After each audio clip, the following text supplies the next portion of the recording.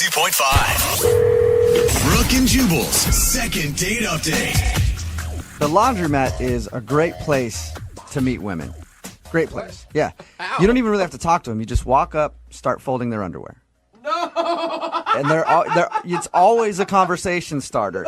Even if they're not there, like say they left the laundromat for a second and you see their stuff's done, you just start folding their undies. It's always good to probably sniff them, too. That's probably a nice move. Well, you got to Oh. make sure they're clean, I guess. I'm assuming that's what Pete did to meet the girl that he met at a laundromat that's not calling him back. Pete, did you use the old I'm going to fold your undies trick or something different? A little different. Oh. Haven't gotten to the underwear part yet. Thank God, Pete. Yeah. How did you meet this girl at the laundromat?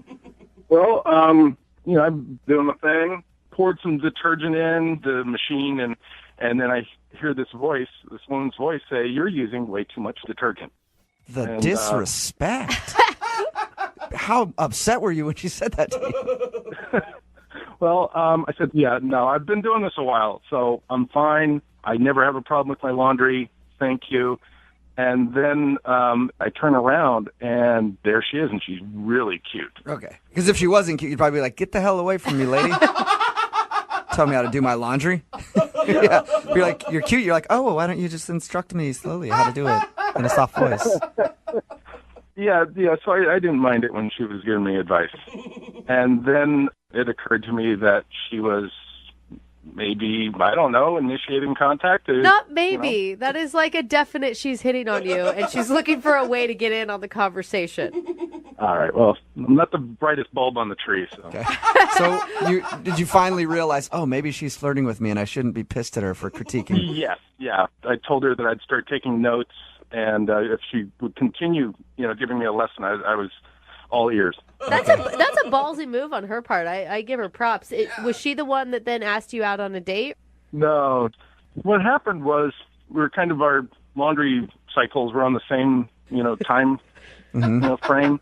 And I realized that, hey, rather than sit around here and watch the laundry dry, why don't we go down the street and grab a drink? That's a good idea. Nice. Yeah.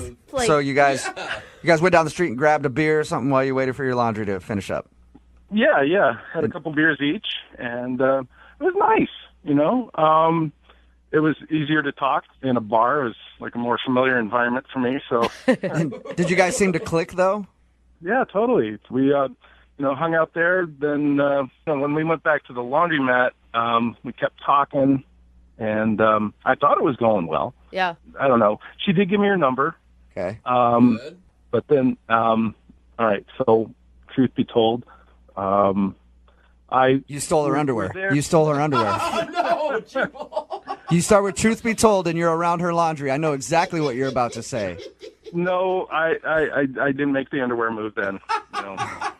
What'd you do? Please that tell was me so at some dumb? point you got your hands on her underwear. No, Jubal. Get over the underwear, I Jubal. can't. Like, I don't know why you're so hung up on women's panties. Because what guy isn't? Yeah.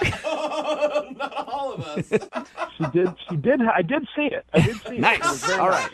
Sweet. Oh, my God. Well, anyway, what I was about to tell you was that, we'd had a couple beers, and I thought I'd be funny, and, who knew there was laundry humor? Actually, there probably isn't, but I started making jokes about big loads of laundry and, oversized machines for extra big loads, and... So you were making, dirty jokes based on laundry terms? Pretty much the only one I could think of was the big loads. Why does that sounds Big even loads? worse? That sounds even more creepy than taking her underwear. I know I shouldn't have done it, but I had a couple of beers in me, and I was a little tipsy, and I thought it would work. I don't even really get the joke either. Don't explain it, Jubal. Yeah, Don't okay. explain it. Loads of laundry. Yes. Big loads. I still don't get. Oh, Brooke, All you're right. so blonde Hey, text sometimes. in 78592 Tell in Brooke. graphic detail. If you understand what he's joking about, describe it for Brooke. Otherwise, we'll move on. So you were making those jokes. Well, yeah, I made a few of the jokes, and then, she gives me this weird look, like, are you kidding me? And so I stopped, and... But she still gave you her number post bad laundry joke. Actually, let me see. I can't. It might have been before, like when we were at the bar. Oh yeah. So you just have her number. How many times have you tried to get a hold of her since your laundry date? We've actually talked once over the phone. Okay. And that went pretty well. So then, like a couple days later, I texted her, and she didn't reply. Why would you have her on the phone and not make plans to see each other again? Like, what was the point of the phone call? Well, we did try to make plans, but she wasn't sure what her schedule was coming up, so we decided to hold off and make plans a little later. So what do you think the reason is that she's not calling you back? Well, I'd like to say I had no idea, but it's probably the really crummy jokes I was trying out. Okay. Well, we'll play a song, come back, call her, and find out why she's not getting back to you in your second date update, okay? All right, sounds great, man. All right, man, hang on. Moving 92.5. Brooke and Jubal in the mornings. Second date update. If you're just tuning in for the second date update, Pete met a girl named Christy at a laundromat. They didn't really have a date scheduled, but they met there. While their laundry was getting done and everything else, they went and had some beers. Pete thinks that she's not calling him back because when they got back to the laundromat, he was a little tipsy and was making jokes about, there's giant loads in there. Which I cannot believe what that means. That is disgusting. Yeah, we explained to Brooke what it means. And so he was making jokes like that, and he thinks that kind of turned her off, like maybe it was a bit much. Yeah. And I think your problem, Pete, isn't necessarily that you were joking about stuff like that, but you went with that instead of jokes about things getting stiff with starch. You know? Dude, That's the comedy gold when it comes to laundromat jokes. Could have gone that route, Yeah. and I didn't. Would have worked way better for you, man. No. Yeah, exactly. Pete, I think that you could be the laundromat creeper and you're just not owning up to it at this point. I was just tipsy. I'm not weird, really. I swear. Yeah, Sure. right. Trust me, if you're making jokes like that at a laundromat to a girl you first met, you're creepy. Thank you. I'm going to dial the phone number right now, see if we can get her on the phone and find out if that is the reason why, though. You ready? Yep. All right, here we go.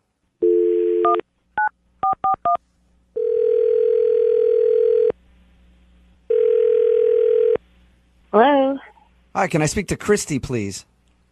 this is Christy. Hey, Christy, how are you? This is Jubal from Brooke and Jubal in the morning. Sorry about being so spirited in the, hey, Christy, I didn't mean to freak you out there. How are you doing? No, who is this? This is Jubal from Brooke and Jubal in the morning. It's a radio show. Oh, why are you calling me? I'm calling you because you recently had an interaction with one of our listeners, and they emailed us to see if we get a hold of you. Oh my God. And I say interaction because this is less of a date and just more of you met a guy and he really likes you and is wondering why you're not calling him back. His name is Pete. Oh, yeah. You two bonded at a laundromat. Yeah.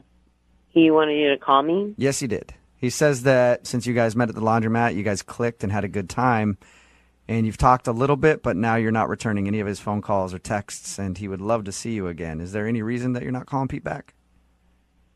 Oh, I don't think there's a connection. That's a nice way to put it, you know? Let me ask you a question then. So you don't think there was a connection. Was it the jokes that he was making after you guys got back from your little break to go get beers? Kind of off-color jokes.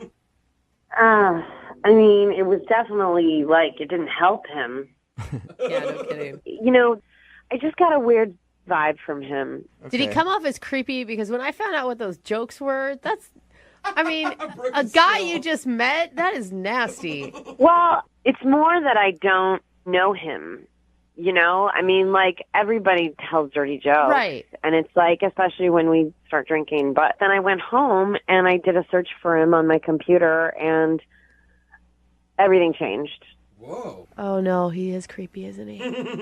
What did you find online that made you change your mind? Now I'm really curious. Nothing. What do you mean by that? He's a vapor. There is nothing about him. It's weird. Everybody has something about themselves. Wait a minute, you're saying, I thought for sure you were going to say, I found a record where he's not allowed 15 feet near schools or something. You're saying that you are upset that you couldn't find anything at all. I'm saying it's weird to not have any presence on social media or anything. Oh, it's so weird. So he didn't have a Facebook, a Twitter, Instagram, any of that? None. And that weirds you out. I feel like I can't trust a person who has zero presence on the internet. And so I actually asked him, like, do you have a Facebook? And he said he didn't. And that's when I'm done with him. What? Whoa. Wow, that quick. So that's all it takes with you is to not have a Facebook, and you don't even have a chance, huh? Somebody who is trying not to be found on the internet has something to hide, and I don't want to find out what they're hiding. Yeah, I guess I understand. I meet people that are always like, I don't do Facebook. I don't, and I'm always like, what are you? A mass murderer? I can't trust you. I think this would be like a godsend to find a guy that wasn't on social media at all. Like the two guys I know that have zero social media presence are both like construction worker guys who just aren't around computers very much. Sketchy construction. They're not sketchy. Yep. They're burying bodies. They're burying bodies out there. Even construction workers go home and get on Facebook and say, They have what's better up? things to do with their time. They're not wasting all their time on social media and stalking people. Like I said, burying bodies at the construction site. That's what they're doing. See? I'd like to find out what he's hiding. Aren't you a little curious? No, I don't want to know at all. And I'm worried about it now that we've talked about it. Do you really think like he's a killer or something? Like what do you think He could might be. All right, well I mean, he hangs out at laundromat. that is true. He hangs out at He hangs out at laundromats. Doesn't have a Facebook. The guy clearly cannot be trusted. I do appreciate you telling us why you won't call him back, but I do need to let you know that Pete is actually on the other line listening and would love to talk to you. Seriously? Yep. Say hi, Pete. That's the reason you didn't call me back? Look, I'm sorry you had to hear that, but it's obvious you're hiding something if you don't even have a Facebook or, I mean, I just am not interested. If you want to get to know me, talk to me. That's how you get to know me. Well, I mean, we did hang out, and what I found out about was how big a loads you think you have. So, I mean, I just think that's why don't you have a Facebook then? I don't have one because I don't believe in Because you're hiding something. No, I just don't think my opinion matters that much in the greater scheme of things. So why should I, blab it about? You don't think your opinion matters? Well, I mean, you look at most of the stuff on Facebook, and, it's like people are posting things that really don't matter in the big scheme of things.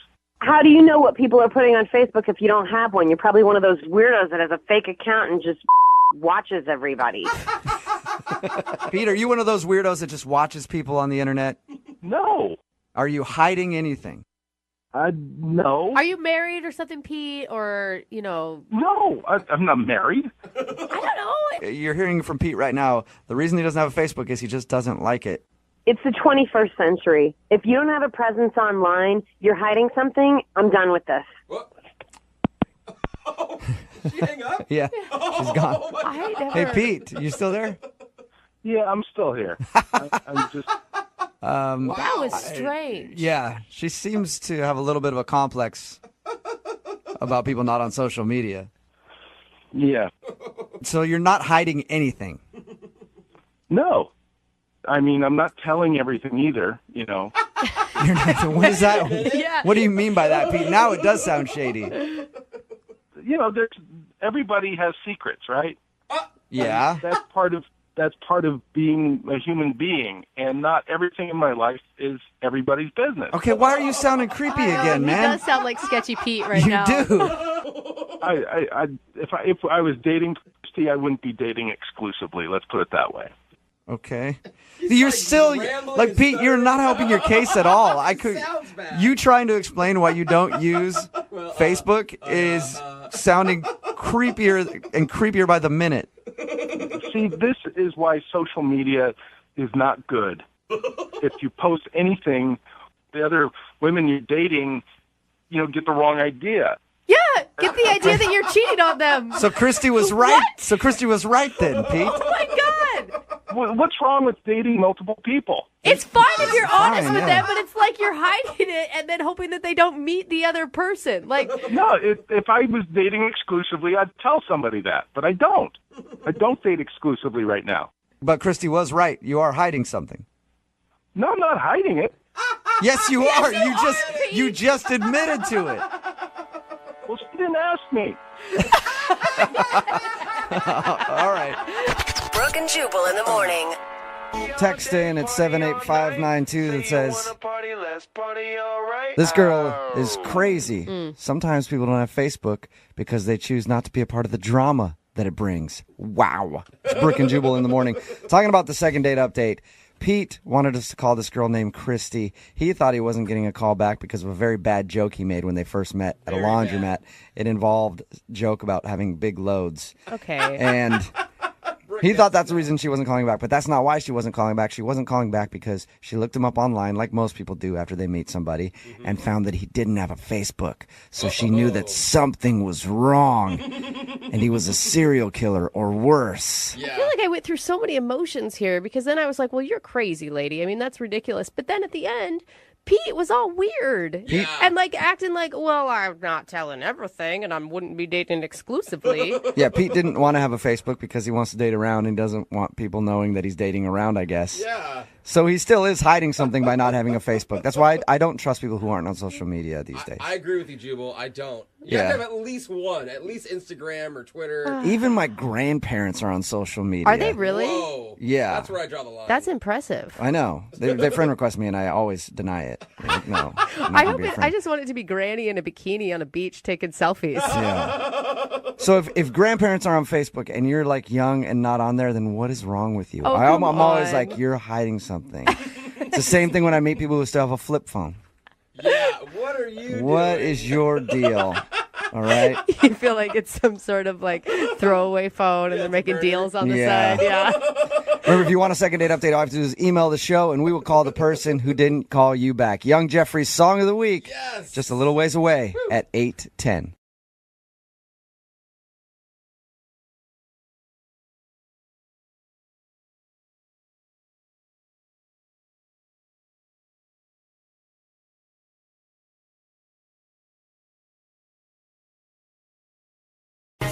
Moving 92.5. Brooke and Jubal's second date update. A lot of times when we do second date updates, people have no idea what they've done wrong on their first date, or they leave out a very important detail in the story that they're telling us, something that they don't think is weird, but their date certainly thought was. Well, today's second dater knows exactly what he did wrong on his first date. His name is Tuggy. Tuggy, what's up, man? How are you? Jubal, how you doing, man? What's up? Oh my God. What's going on, Tuggy? You don't even know it, but you are my dog, man. You're my jam. You're my jam. Thanks, Tuggy. Tuggy, do you introduce yourself as Tuggy, or is this just a nickname that you use because, you know, you and Jubal are obviously bros now? Well, I mean, we're obviously bros, but yeah, I mean, my buddy gave me that name in 8th grade. It's kind of a long story, but yeah, my real name's Daryl. All right. It's always interesting. It's a long story. They call me Tuggy. I don't want to know that story at all. Nope, especially in 8th grade. So the girl that you want to call today, tell us a little bit about her. This chick I met on plentyoffish.com. Nice. And so, like, I meet this chick. Her name's Megan, and I thought she was cute. Her profile checked out. And I said, hey, you want to go out for dinner? She said, cool. And she was one of the only girls off of this website that actually looks like her picture, which is cute. I feel like you I think tried what- to date everyone on that website, From too. what like I know, yeah, from what I know of Plenty of Fish, that is true. So, Yeah. congratulations. Yeah. And, you know, I roll up to pick her up, and I like to have a good time. I'm kind of a prankster, kind of like you, Jewel. And, like, I always have some fun ideas when I pick up a girl, like, you know. And so, anyway, I think this girl wasn't into it or something. I don't know. But anyway, I pick her up. Yeah, that kind of made no sense what you just said there. What do you mean by fun ideas that you do for girls? Like, they get in your car and they sit on a whoopee cushion or something? No, but, like, so she gets in the car, and I'm like, all right, you want to go for a ride? And she's like, okay. And then I floor it. What? And we drive. There's like a dead end on her street, so I'm like, this would be funny if I drive straight towards this wall, and like I get to like up to like maybe like 45 miles an hour, in like the span of a block. What are you doing? And I'm headed right for this wall, and she's screaming, and then of course, I mean, I stop right before the wall. I'm not going to kill us all. And Good. and she was really angry. Yeah. She just met a guy named Tuggy and gave her address out. It was her first mistake, and now she's in a car with him. This is so wrong on so many levels. What did she say after you pretended to slam into a wall? Oh my gosh. She like gathered herself and she said, "What the hell was that?" And I said, "Well, I just thought it'd be funny." Oh. Oh, terrible answer. Yeah. No, I like a man to wait until the second date to endanger my life, or at least 30 minutes into the date. I mean, I guess, but it's like if you're not up for that kind of humor, then I don't know if you should be dating Tuggy. Yeah, then you don't deserve Tuggy. All right. Has this worked for you before? Have you tried this trick? Not this one. No, the last girl I dated for about 2 weeks. When I picked her up, I immediately locked the doors, and she thought that was pretty funny. That is so creepy, Tuggy. That's awesome. Just That's staring not at funny. Tuggy, I like your dating style, man. We're 5 minutes into this date, and I'm already thinking that she needs to file a police report. Tell us what happened on the rest of your date. Well, so then we go very slowly to dinner. I'm following the speed limit. And we get there, and I'm like, cool. And then she says, oh, hey, a friend of mine works across the street at this other restaurant. And she's like, you mind if I stop in? I'm like, no, fine, that's cool. So I'm waiting in the parking lot for like 15 minutes while she's in this other place. And I'm like, well, what the heck, what's up, And so I go across in this other restaurant, and I'm looking for her, and I can't find her. And I said to, like, the hostess, you see a girl that looks like this girl? And she said, yeah, some girl came in and just asked to use the back entrance and left. Oh, no. So she ditched out the back door of another restaurant to try to get away from you, Tuggy. Yeah, so she bolted. So what do you want to do today, then? You want to call her and find out if she'll go out with you again? You want to call her and apologize? What is the point?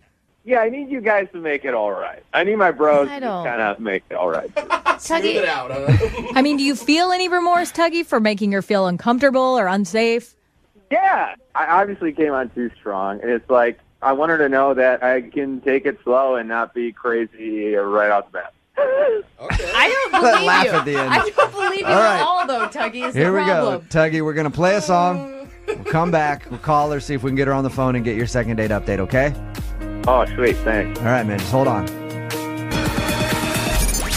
92.5. Brooke and Jubal in the mornings. Second date update. You can usually tell a date has gone bad when the person you're on a date with makes an excuse to go in another restaurant and then runs out the back door, never to be seen or heard from again. It's usually a good indicator. Yeah, Tuggy had that happen to him on his first date. If you're just joining us for the second date update, Tuggy is on the phone. His real name is Daryl, by the way. Tuggy is not his given name. But he met a girl named Megan on Plenty of Fish. He's a bit of a prankster, I guess. And when he picked her up for the date, he pretended like he was going to slam the car into a wall. What a joke. Gotcha. To scare her. It worked. It scared her. But she didn't seem very happy about it. They didn't even make it into the restaurant they were going to because she made an excuse to go across the street to another restaurant, said she had a friend that worked in there, and then bounced out the back door, Yeah. and he has not heard from her. Tuggy, I was talking to my producer, and he says that you tried to text her about 20 times since your date. Oh, no. Yeah, well, I wanted to apologize, man. I think I scared her, I wanted to say sorry. Yeah, I think that says more than I'm sorry. Yeah. 20 times an apology? That's a lot to text somebody, man. She was really scared. Yeah. And Tuggy, don't you think she should have been? Well, no, she should have been scared if she didn't get it was a joke. Like, if you don't get it's a joke, yeah, it's really scary. That's good logic. But you told her it was a joke after, so she should probably lighten up a little bit, right? Yeah. Yeah, we smiled and laughed when she got in the car, so I thought, okay, now's a good time for a joke. And you're hoping to get a second date, or you just want to call and finally talk to her and apologize? Both, man. I mean, I think you... Moving 92.5. Brooke and Jubal's second date update. A lot of times when we do second date updates, people have no idea what they've done wrong on their first date, or they leave out a very important detail in the story that they're telling us, something that they don't think is weird, but their date certainly thought was. Well, today's second dater knows exactly what he did wrong on his first date. His name is Tuggy. Tuggy, what's up, man? How are you? Jubal, how you doing, man? What's up? Oh, my God. What's going on, Tuggy? You don't even know it, but you are my dog, man. You're my jam. You're my jam. Thanks, Tuggy. Tuggy, do you introduce yourself as Tuggy, or is this just a nickname that you use because, you and Jubal are obviously bros now? Well, I mean, we're obviously bros, but yeah, I mean, my buddy gave me that name in 8th grade. It's kind of a long story, but yeah, my real name's Daryl. All right. It's always interesting. It's a long story. They call me Tuggy. I don't want to know that story at all. Nope, especially in 8th grade. So the girl that you want to call today, tell us a little bit about her. This chick I met on plentyoffish.com. Nice. And so, I meet this chick. Her name's Megan. And I thought she was cute. Her profile checked out. And I said, hey, you want to go out for dinner? She said, cool. And she was one of the only girls off of this website that actually looks like her picture, which is cute. I feel like you tried to date everyone on that website. From too, what I like know, from what I know of Plenty of Fish, that is true. So, congratulations. Yeah, and I roll up to pick her up, and I like to have a good time. I'm kind of a prankster, kind of like you, Jubal. And I always have some fun ideas when I pick up a girl, no. So anyway, I think this girl wasn't into it or something. I don't know, but anyway. I pick her up. Yeah, that kind of made no sense what you just said there. What do you mean by fun ideas that you do for girls? Like, see, they get in your car and they sit on a whoopee cushion or something? No, but so she gets in the car and I'm like, all right, you want to go for a ride? And she's like, okay. And then I floor it. What? And we drive. There's a dead end on her street, so I'm like, this would be funny if I drive straight towards this wall and I get to up to maybe 45 miles an hour, in the span of a block. What are you doing? Are you kidding? And I'm headed right for this wall, and she's screaming. And then, of course, I stop right before the wall. I'm not going to kill us all. And good. And she was really angry. Yeah. She just met a guy named Tuggy and gave her address out. It was her first mistake, and now she's in a car with him. This is so wrong on so many levels. What did she say after you pretended to slam into a wall? Oh my gosh. She gathered herself and she said, "What the hell was that?" And I said, "Well, I just thought it'd be funny." Oh. Oh, terrible answer. Yeah. No, I like a man to wait until the second date to endanger my life, or at least 30 minutes into the date. I guess, but it's if you're not up for that kind of humor, then I don't know if you should be dating Tuggy. Yeah, then you don't deserve Tuggy. All right. Has this worked for you before? Have you tried this trick? Not this one. No, the last girl I dated for about 2 weeks, when I picked her up, I immediately locked the doors, and she thought that was pretty funny. That is so creepy, Tuggy. That's awesome. Just staring That's not funny. Tuggy, I like your dating style, man. We're 5 minutes into this date, and I'm already thinking that she needs to file a police report. Tell us what happened on the rest of your date. Well, so then we go very slowly to dinner. I'm following the speed limit. And we get there, and I'm like, cool. And then she says, oh, hey, a friend of mine works across the street at this other restaurant. And she's like, do you mind if I stop in? I'm like, no, fine, that's cool. So I'm waiting in the parking lot for 15 minutes while she's in this other place. And I'm like, well, what the heck, what's up, And so I go across in this other restaurant, and I'm looking for her, and I can't find her. And I said to the hostess, you see a girl that looks like this girl? And she said, yeah, some girl came in and just asked to use the back entrance and left. Oh, no. So she ditched out the back door of another restaurant to try to get away from you, Tuggy. Yeah, so she bolted. So what do you want to do today, then? You want to call her and find out if she'll go out with you again? You want to call her and apologize? What is the point? Yeah, I need you guys to make it all right. I need my bros to kind of make it all right.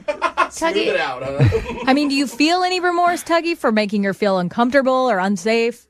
Yeah, I obviously came on too strong. And it's I want her to know that I can take it slow and not be crazy right off the bat. Okay. I don't believe Laugh you. at the end. I don't believe you at all, though, Tuggy. Is Here the we problem. go. Tuggy, we're going to play a song. We'll come back. We'll call her, see if we can get her on the phone and get your second date update, okay? Oh, sweet. Thanks. All right, man. Just hold on. Moving 92.5. Brooke and Jubal in the mornings. Second date update. You can usually tell a date has gone bad when the person you're on a date with makes an excuse to go in another restaurant and then runs out the back door, never to be seen or heard from again. Usually a good indicator. Yeah, Tuggy had that happen to him on his first date. If you're just joining us for the second date update, Tuggy is on the phone. His real name is Daryl, by the way. Tuggy is not his given name. But he met a girl named Megan on Plenty of Fish. He's a bit of a prankster, I guess, and when he picked her up for the date, he pretended like he was going to slam the car into a wall. What a joke. Gotcha. To scare her. It worked. It scared her. But she didn't seem very happy about it. They didn't even make it into the restaurant they were going to because she made an excuse to go across the street to another restaurant, said she had a friend that worked in there, and then bounced out the back door, Yeah. and he has not heard from her. Tuggy, I was talking to my producer, and he says that you tried to text her about 20 times since your date. Oh, no. Yeah, well, I wanted to apologize, man. I think I scared her, I wanted to say sorry. Yeah, I think that says more than I'm sorry. Yeah. 20 times an apology? That's a lot to text somebody, man. She was really scared. Yeah. And Tuggy, don't you think she should have been? Well, no, she should have been scared if she didn't get it was a joke. Like, if you don't get it's a joke, yeah, it's really scary. That's good logic. But you told her it was a joke after, so she should probably lighten up a little bit, right? Yeah. Yeah, we smiled and laughed when she got in the car, so I thought, okay, now's a good time for a joke. And you're hoping to get a second date, or you just want to call and finally talk to her and apologize? Both, man. I mean, I think the only way to get a second date is if I apologize. All right. Okay, well, I'm going to call her right now, see if we can get her on the phone. You ready? Cool. All right. Moving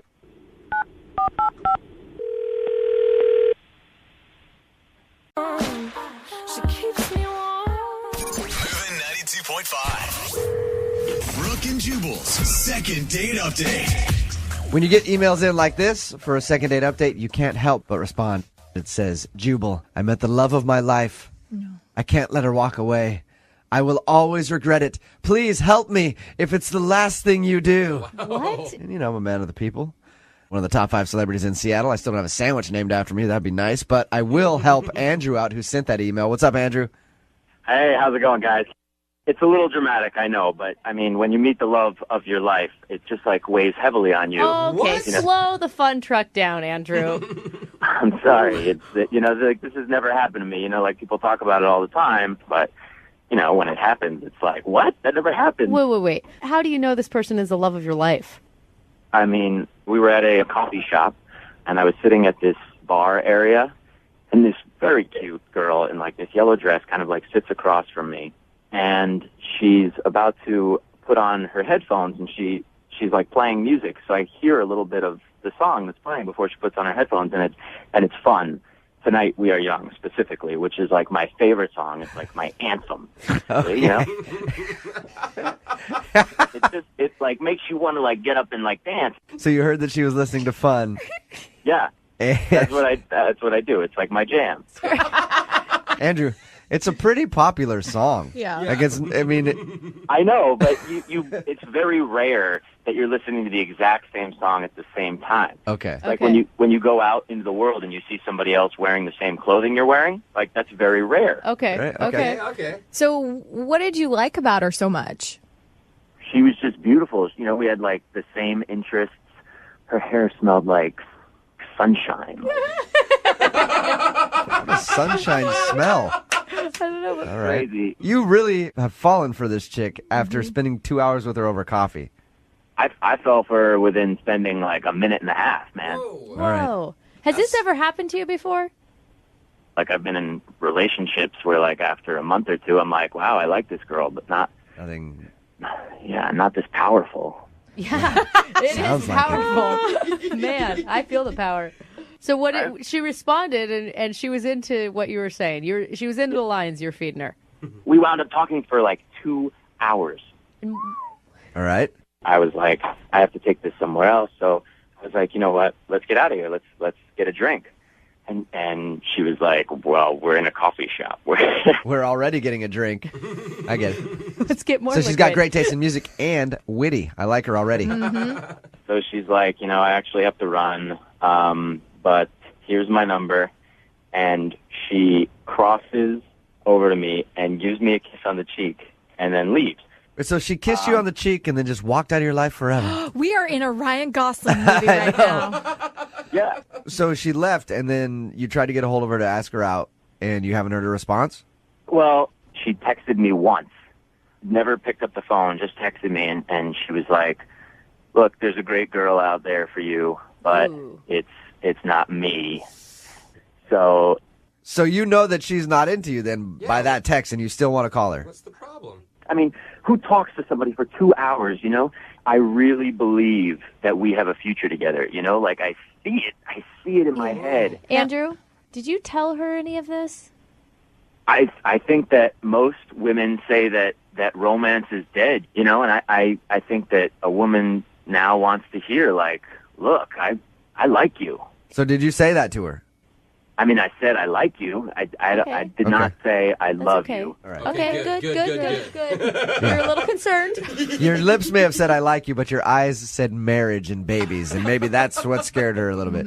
All right, well, we're going to play a song, come back, call her, and get your second date update. Okay. All right, hang on, man. Moving 92.5. Brooke and Jubal in the mornings. Second date update. All right, Andrew's on the phone with us. He met a girl named Beth at a coffee shop.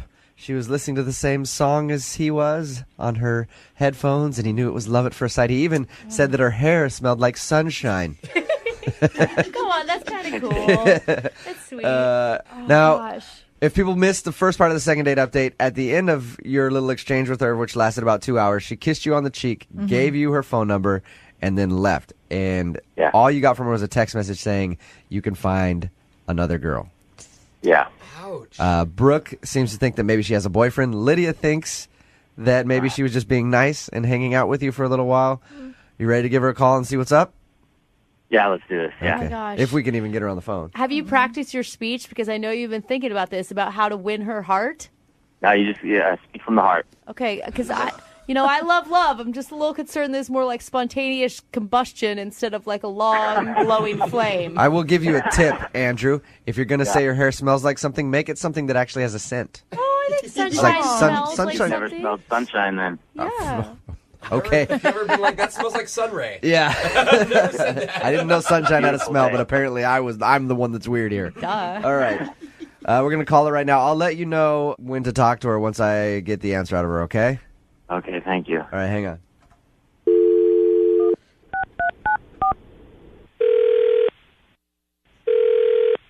Hello?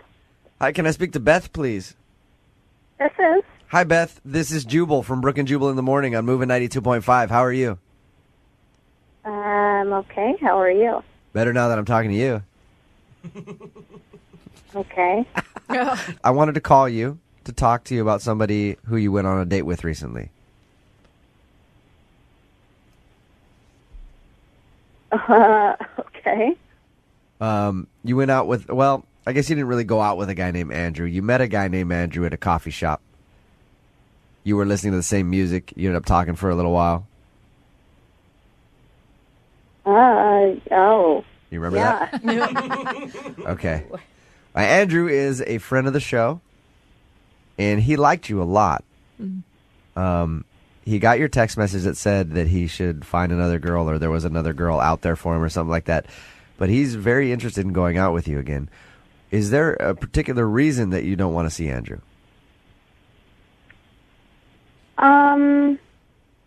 I mean, I kind of just said what I wanted to say in that text message, actually. Okay, but usually those things are kind of loaded. Like there's a reason.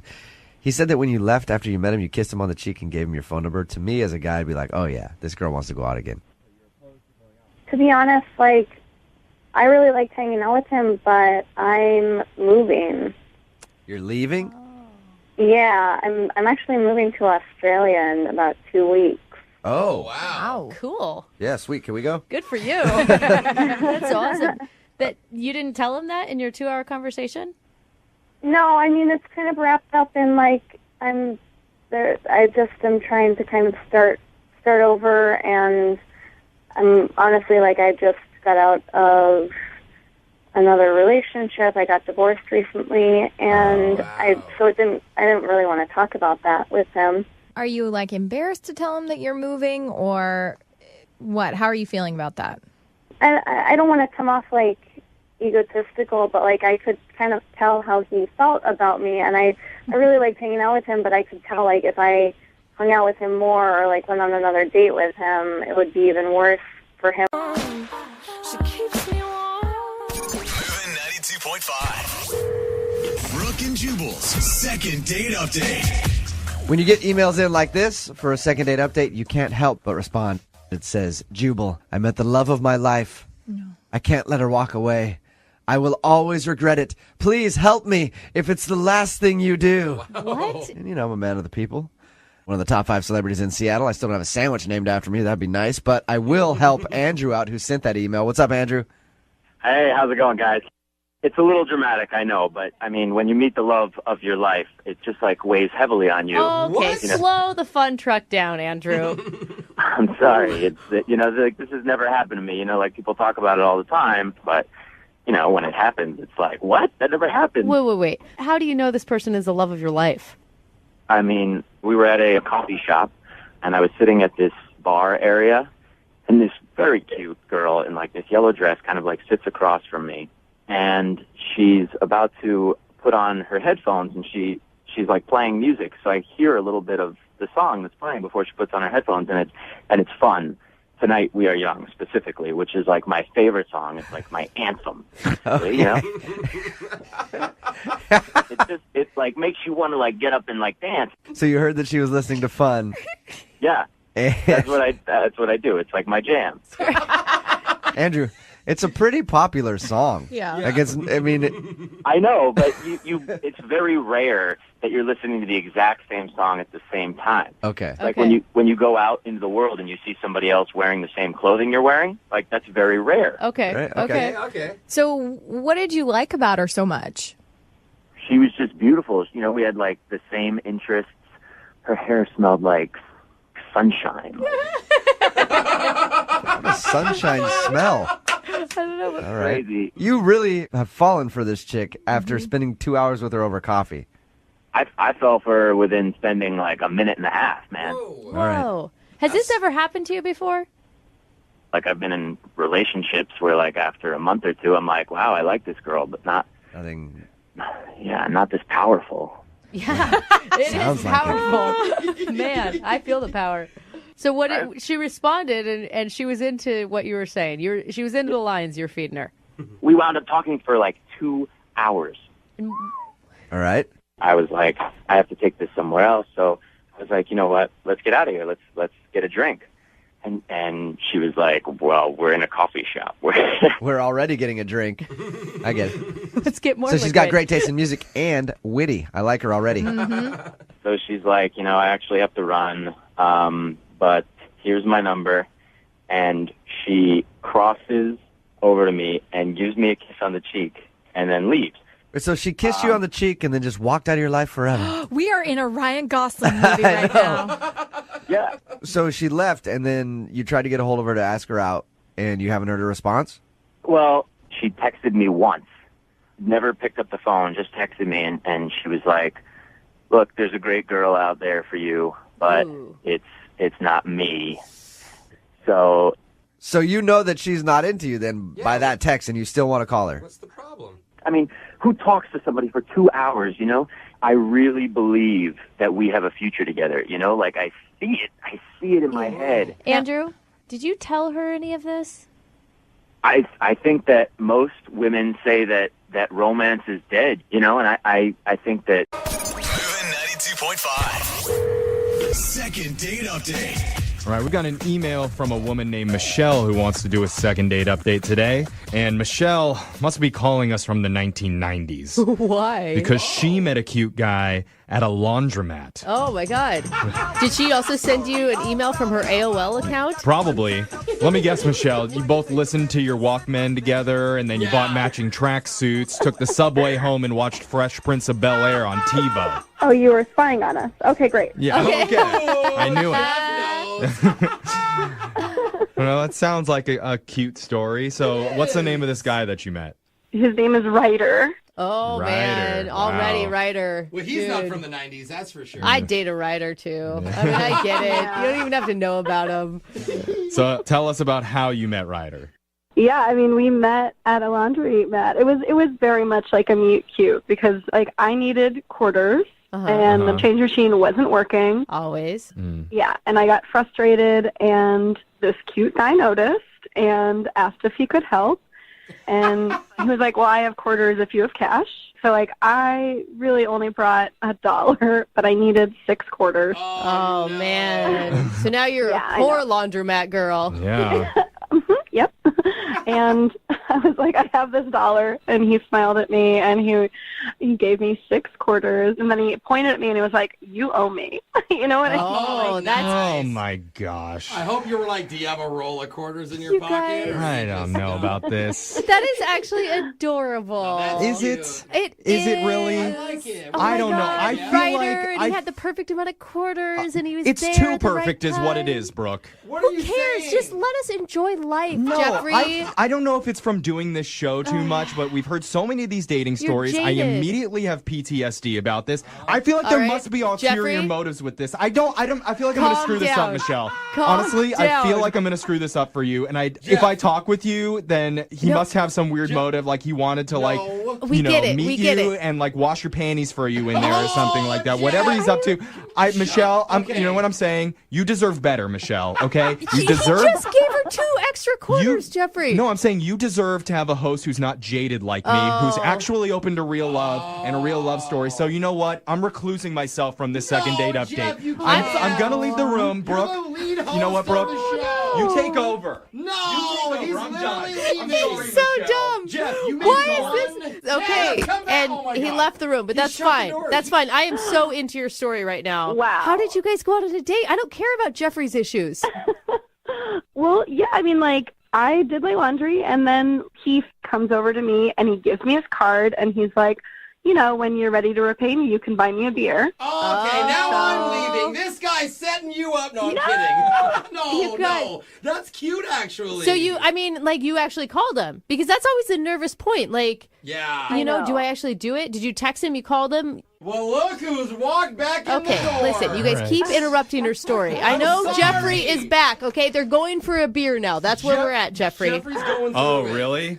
Yeah, it's just a beer, dude. It's just a okay. beer. He's mad. Oh. Like, oh man, you must have been traumatized, because this is like, I feel like a very normal story, and It really is, Jeff. Let her. Okay, Hear no, her out. no, Okay. go ahead. I'm sure it was very romantic. What did you do? We're at the bar now. Okay, so we're at the bar, and we have a really good time. Turns out that we both really love movies, and so we talked a lot about Parasite, because that was like both of our favorite yeah. movies I within still the haven't past seen year. that. Yeah. Oh, it's so good. You have to see it. It's so good.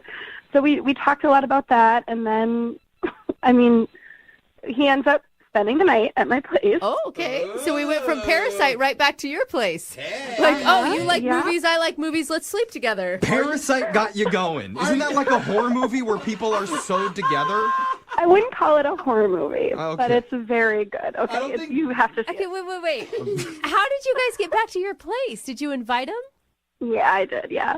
I mean, it just felt right. It did feel right. Did you it? know, it just, yeah.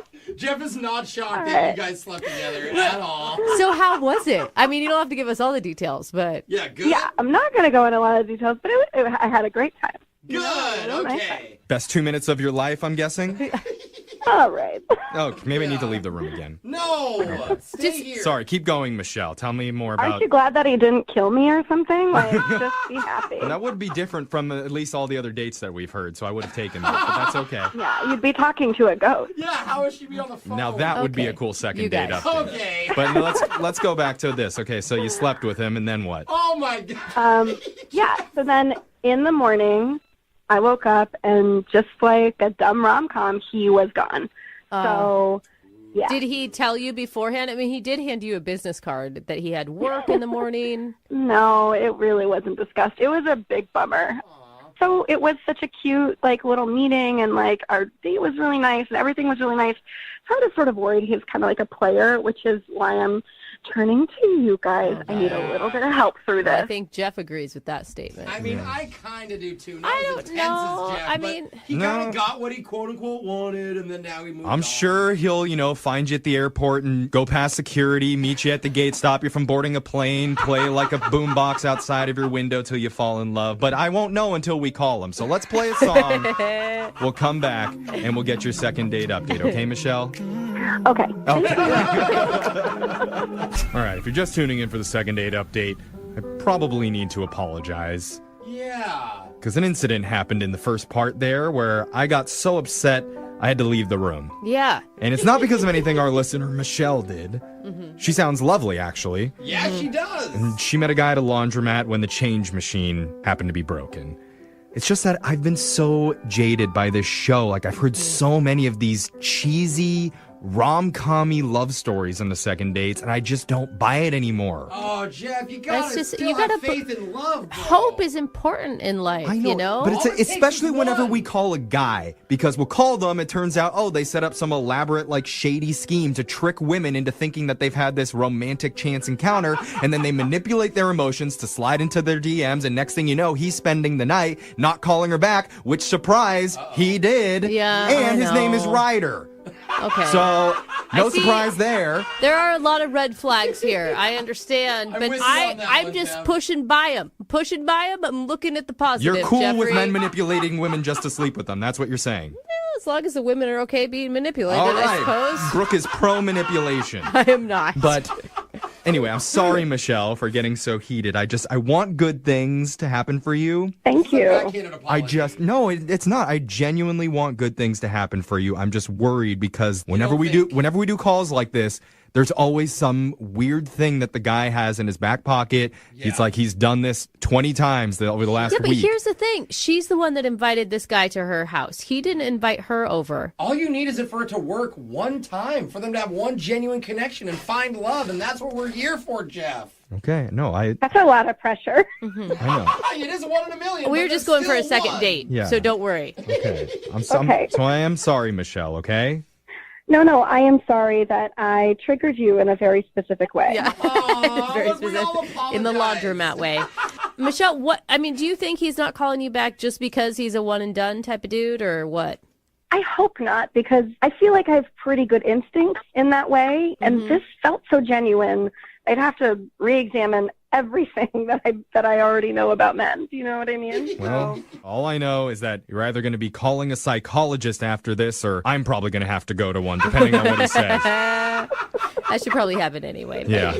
That sounds like it, actually. I guess I do need to talk to someone. Not very stable around here, Jeff. All right, but let's knock this out first. I'm going to dial Ryder's phone number. You ready? I am. Okay, here we go.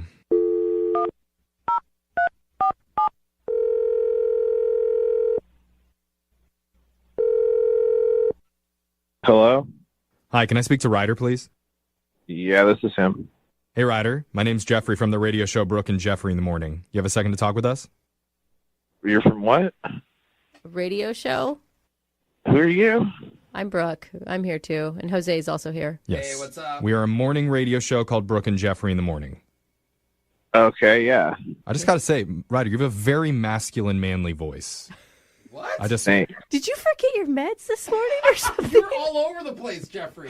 I'm just What's going on? I'm trying to get to know Ryder a little bit because I have something very intimate to ask you, and I want to build good rapport. Why would you say it that way? I kind of want to leave now. Hey, this is weird. Ryder, it's not that weird. It's something we do on our show all the time. Yeah. Okay. So what we're doing here is called a second date update. That's where if you go on a date with someone and afterwards, if they're not calling you back, you can email our show and we'll call the person to try and figure out why. Mm-hmm. So someone emailed us about you. Okay. Oh, gosh. Been on any dates lately, bro? I know. Just even that okay sounds like you have a couple of options that came to mind. Do you remember going on a date with a woman named Michelle? Yeah. Okay. Okay. You met Michelle at the laundromat, and that was cool. That was good. Yeah, Michelle told us about how it all played out. Did she tell you all of it? Well, she told us what she knew from her perspective, that you guys met when the laundry change machine wasn't working.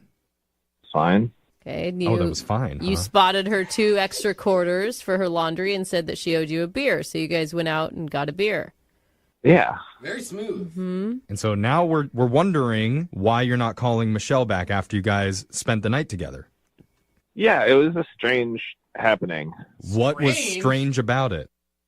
So I slept over, and then, I don't know, it was around maybe 1:30 or so. Uh-huh. I wake up, and I'm just getting, pummeled. What do you mean pummeled? Pummeled, like punched? Like she had a boyfriend that walked in or something? Oh, wow. No. She's, tossing elbows. Aggressive sleeper? What do you mean? Bad dream? She's just, smashing me with her elbows. Okay. While you're sleeping? Well, yeah, while I'm sleeping, and then I wake up. And, 2 or 3 times, she just smashed me with her elbows. And eventually I was just like, what are you doing? Stop. And then she just sat straight up, and she just, looks me straight in the eyes and she just says, "You get what you deserve." What? Whoa. Wait, she was awake? I thought she was just like sleeping and doing this in her sleep. Yeah, and then I started like reacting vocally, and she just hits me with "You get what you deserve," and then just like relaxes and passes back out. Oh my God. Why would she say that? I don't know, man. I just got out of there. Yeah. Don't you want to like ask her like why she did that to you? Not really. You're scared of her. Yeah, I don't know if she's got some issues going on or something, or if that's just like what she's into, and she just brings people back and then beats them up. But Oh, so you think that she was hitting you on purpose? I don't know. Maybe I was wrong about this whole call. Maybe the creep isn't Ryder. Maybe the creep's Michelle. Uh-oh, Jeffrey. But there was a creep for you, Yeah. Jeffrey. Well, you know what? Someone's creepy here. Let's find out, because Ryder, I need to tell you that Michelle's actually been on the other line listening, and she heard everything that you said. What are you talking about? No, she's not. No, she is. She's actually been on the other line. Michelle, you there? Yeah, I'm here. God, you sound so sweet. I mean, I don't remember any of that. Like, I'm so sorry if I hurt you. But also, like, why didn't you tell me that? Why didn't you wake me up? It sounds like he did. I mean, Ryder, were her eyes open when she said that to you? Yeah. Yeah, It like was creepy. sometimes it seems like I'm awake, but I'm actually fully asleep. I have no memory of this. That feels so crazy. I don't know if that would hold up in a court of law. I mean, I don't know if that freaks me out more, that you don't know if you're awake or not. I mean, like, what else can you do in your sleep? Yeah. I have never hit anyone, to my knowledge, in my sleep before, and I do not think I hope it will never happen again. Uh-oh. But, like, also, you should have texted me and been like, hey, remember when you hit me in your sleep? And then I would have been like, no. What? No. No. Maybe you should have communicated. Yeah, I Michelle, wouldn't say anything. I don't think we can victim blame on this Yeah. one. I don't think that's Yeah. his fault. Why didn't you ask me why I beat you up? Yeah, I mean, when I said you get what you deserve, like, Yeah, maybe there's something deeper here that you don't even know about, Michelle, because you said you get what you deserve. I was probably dreaming about an ex or something. You know what I mean? okay, that's not making the situation better, Michelle. yeah. Yeah. How many exes have you beat up? Yes. None, but I have wanted to, of course. Man. I mean, Ryder, you've got to believe her, right? She sounds so sincere. This feels insane. Like, somebody telling me that I did this. Like, again, like, I apologize, but also, like, don't you think you're blowing this a little bit out of proportion? Like, come on. You hit me, like, right in the eye. Scarred. I mean, it's not like you got a black eye or anything, right, Ryder? Are you blind in that eye now? No, it wasn't that bad, but it still, like, hurt a bunch. No, I'm sure it was really scary. And I am so sorry. Do you forgive me? I mean, I'm not sure if I can, like, trust you if I sleep over again or something, you know? Maybe wear a helmet in bed. Yeah, It's fine. a football helmet. No, but for real, Ryder, think about it. You guys, I mean, you had a real connection with her, right? Like, your plan was to go on another date prior to the elbow to the eyes.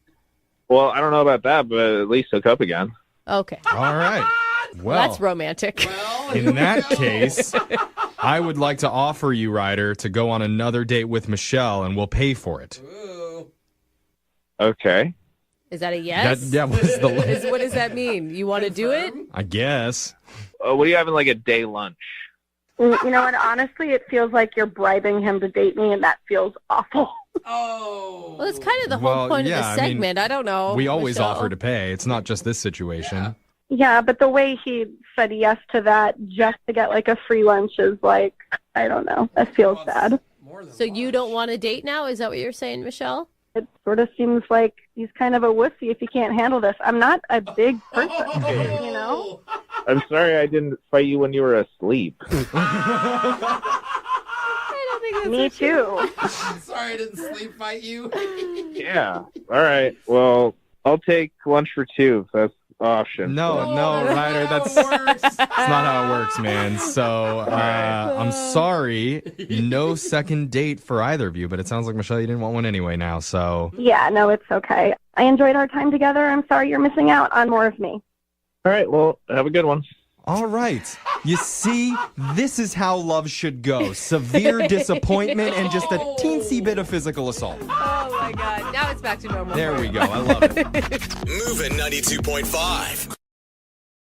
I'm a little confused by the email that we got in for today's second date. Okay. This guy named Rich is on the phone with us right now, and he emailed us saying that he wants to do a second date on his girlfriend. What? That's not how it works. Rich, you know that a second date is just like if you went on a date with somebody and they're not calling you back, not an actual relationship, right? Yeah. No, I know, but my girlfriend hasn't talked to me since our last date.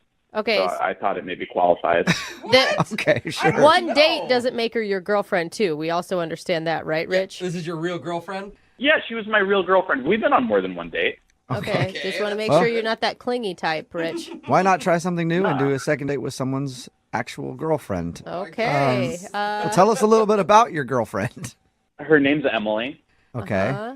We originally matched online. That's how we met each other. Okay. And we were like talking on our phones for like 3 weeks. And then the first time we went out, it was just like a coffee date. It was like very quick, but we really hit it off. And a couple days later, we went out again for a dinner date, and it was great. Like one of the best dates I've ever had. Good. Wait, And- so how long have you guys been dating now? Well, how long have we been dating? Yeah, Like- how long have you been boyfriend, girlfriend, I guess I should say? So on our last date, we like had the talk, and we were like, yeah, we're going to be boyfriend, girlfriend. And then is that your third date you had that talk?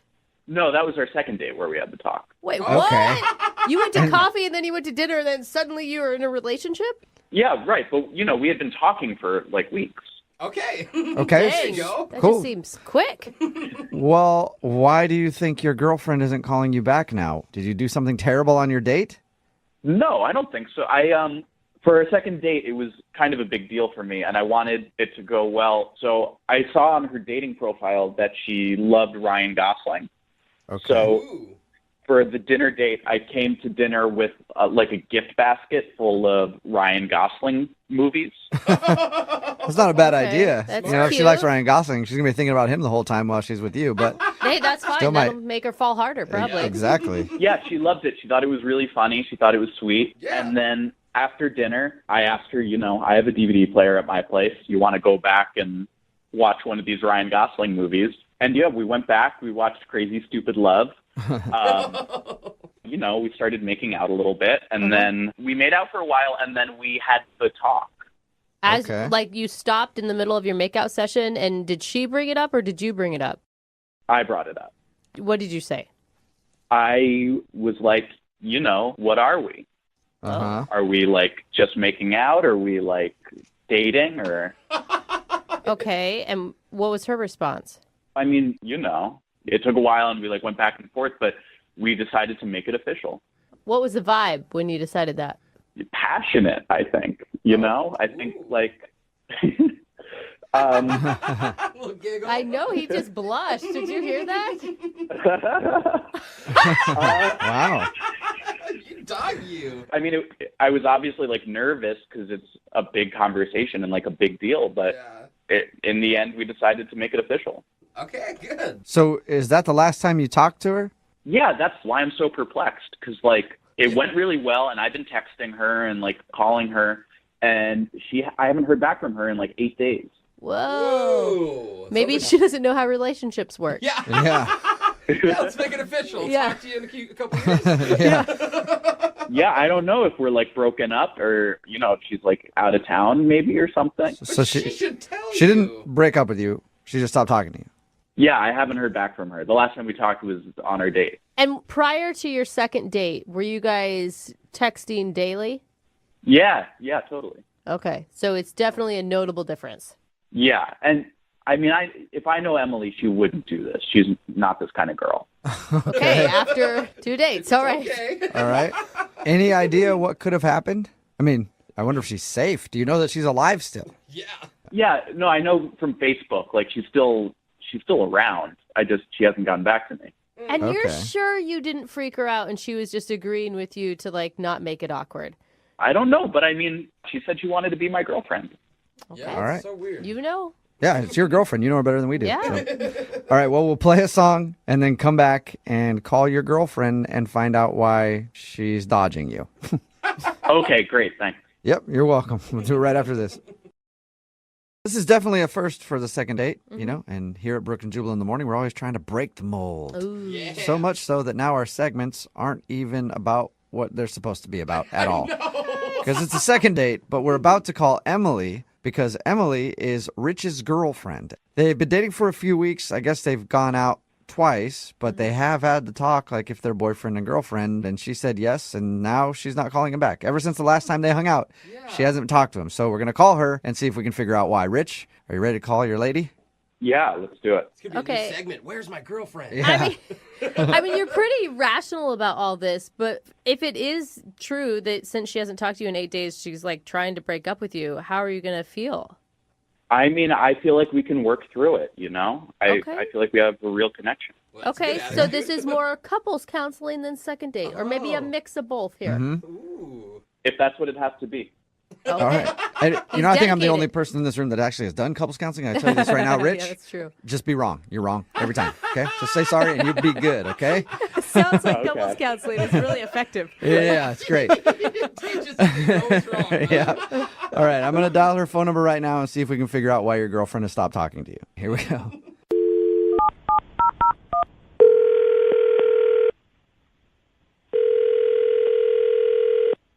Hello? Hi, is this Emily? Yes. Hey, Emily, how are you? This is Jubal from Brooke and Jubal in the morning. I'm sorry, who? Jubal from Brooke and Jubal in the morning. It's a radio show. Okay. How can I help you? Is there a small dog in the Yeah, you got background? a dog or something back there? No, I don't have a dog. Oh, weird. It sounded like there was like some whining or somebody whistling for a dog or something. Anyway, That's not what we're calling. that's not the reason we called you, yeah. I'm calling you today because somebody sent us an email about you. Why would somebody send you an email about me? Because we do a segment on our show. It's called The Second Date. That's where if you go out on a date with somebody and then end up blowing them off, they can email us to get you on the phone and ask what happened. Are you serious? Yeah, we got an email about you. What's that? Who does that? I don't know. Quite a few people. Yeah, But- a lot. We've done a lot. Yeah, we have done a lot of these. Oh my God. And I guess this is a little different, though, because the guy that emailed us about you is your boyfriend, and he's wondering why you're not talking to him. What? I'm sorry. I don't have a boyfriend. What? Is that because you just broke up with somebody by stopping talking to them? No, I'm not really sure what you guys talking about. Like, I don't recall having a boyfriend. Okay, and now are you the type of person that remembers that type of thing? I think I would. Okay. Like, You I never think that would be important in my life. Like, oh, by the way, I have a boyfriend, but no, I don't have one. Well, maybe we're talking to the wrong person. Maybe you are. Maybe I dialed the phone number wrong. Do you know a guy? Well, name's right. right. Do you know a guy named Rich? He's the guy that you guys are talking about? Yeah. He says he's your boyfriend? Are you guys serious? Yeah. Why are you laughing? I thought he was your boyfriend. Now we're confused. Oh my gosh. Okay, no, he's totally not my boyfriend. Okay, he totally thinks he's your boyfriend. Yeah. He might think a lot of things. That is not one of them at all.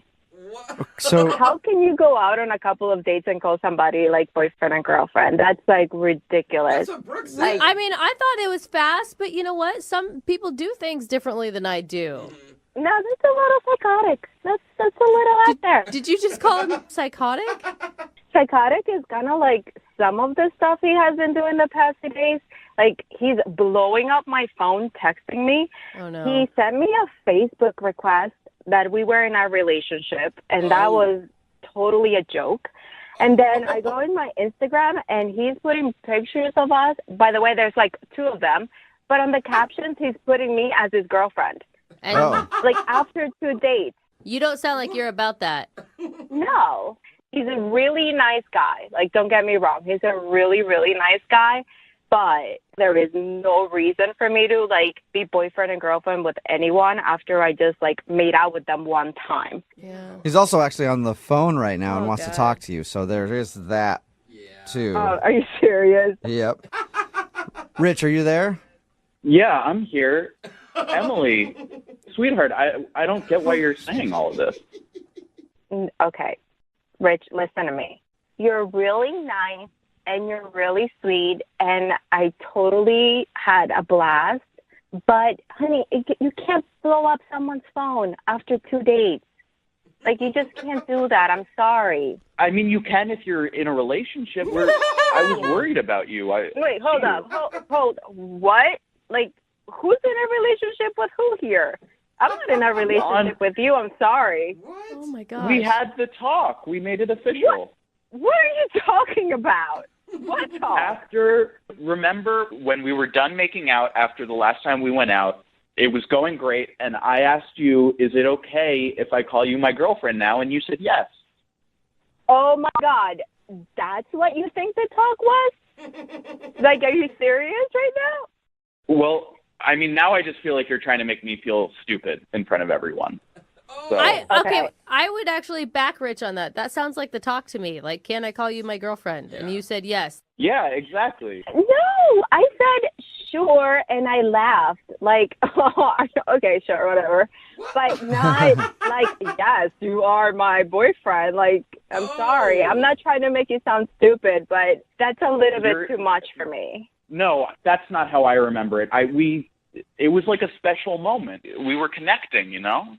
And now I just feel like I'm trying to communicate and I'm trying to make this relationship work. And, you know, you're just putting up walls.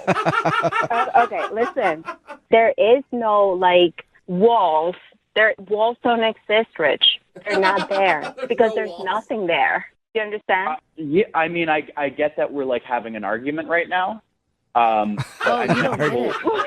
think this is different than an argument. Okay, Rich. It's weird after 2 dates that you text me that your parents want to meet me. Like, I'm sorry. Love is crazy, you know? Rich, do not drop the L-bomb right now, dude. I went out 2 dates with you. Like, I don't want to meet anyone's parents after 2 days. It's extra. I mean, my parents knew each other for a month when they got engaged. And, like, Emily and I have known each other for more than a month now since we, like, matched. What? There's no reason for you to meet your parents. I mean, I'm glad we're communicating about it now, at least. I feel like if you don't want to meet my parents, then you should tell me that, you know? No, Rich! No, Rich, no! I think she's saying that she's not your girlfriend. I think she's saying that she doesn't want anything to do with you at all. Emily, is that really what you're saying, sweetheart? Oh, my God. I kind of have been saying that this whole time. Like, me not texting you for a week should, like, give you that response. Rich, you cannot be this naive. But that's why I had the talk, you know, and we made it official. We did know. I was laughing hysterically, Rich. Like, I was literally bending down, like, my stomach hurt. And I was like, okay, sure, whatever. Like, I thought you were seriously joking. Like, nobody ever has a boyfriend or girlfriend, our relationship, like you say, after 2 dates. We just made out once. Like, I mean, I honestly thought you were kidding. You know, Emily, we can agree to disagree, but I know what happened. Okay, listen, I'm sorry. I didn't want to mislead you, but this is way too much for me. This is way too freaky, and that I don't need that right now, okay? I'm sorry. Yeah, you know, I totally get what you're saying. We're going too fast, and, like, I get that, you know? It's not time, and when the time is right, you'll meet them. Oh my God. My gracious God. Like, oh, my gosh. Like, we are not in a relationship. I'm not your girlfriend. Please stop texting me and calling me. I'm sorry. You know what? I hear you, Emily. I hear you, and that's why I want to ask you if you'll go out on a second date with Rich. Both of us are hearing you loud and clear. This is so We will pay for a second date. No, absolutely not. Does she have to scream it? No, she doesn't want anything to do with him at all. Oh, man. Wow. Emily, I can't believe you're saying this after all we've been through. Dios mío, I just said we went out on 2 dates. What all we went through.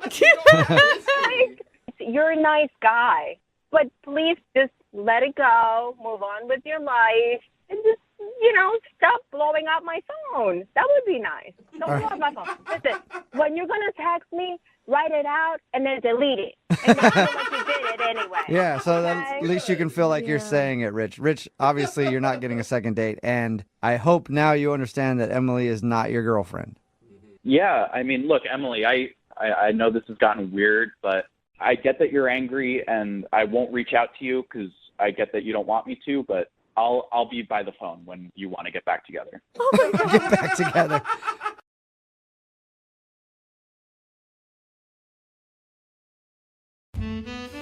Who in your life would you trust to set you up on a date? Wow, that's a deep question. Not Very my few parents. people. Not Yeah. my parents. Do you trust your best friend? Yes. Yeah. Do you trust your mom? No. No. No. Do you trust your proctologist? Is he hot? They're in Or the middle she? of giving you an exam and they just go, you know what? I have the perfect person for You know you. what this reminds me I don't know of? if I want my proctologist talking about the perfect fit in that moment. No, that's not awkward, Brooke. Okay. That's someone looking out for you. I'm with you, Jeff. And one of our listeners, Riley, got set up on a first date by someone I don't think that I would trust. Oh. But he did. Maybe you'll feel differently. He's on with us right now. Riley, how you doing, man? I'm doing pretty good. Okay, are you at the proctologist? Everyone was thinking it. I'm not at the proctologist. Okay. Tell us, who's the person that set you up on the date? I guess it's kind of an interesting story. I work with my ex-girlfriend, and she set me up on this date. Your ex-girlfriend? Ex. Why would you do Not someone I that? would trust. I don't know. It sounds like you guys must get along if you work together. That's true. We're still friendly. I mean, I'll be honest, I was thinking maybe there was still a chance we'd get back together, but Why? So this is good though. This means she really wants you to move on. She wants you to stop bugging her and find someone else to obsess over. Become someone else's problem. Yes, I know the basically. perfect person. They love projects. Which means she can't have this fail. She's got a lot riding on this. Okay. Were you satisfied with who she set you up with? yeah, I was. See? Okay. What's this? Yeah, no, I don't think she was trying to sabotage me at all. Yeah. Okay. Yeah, she So- wants you to move on. Tell us about the woman that you went out with. What's her name? Her name is Kinsley. Okay. And were you able to meet her before, or is this a total blind date?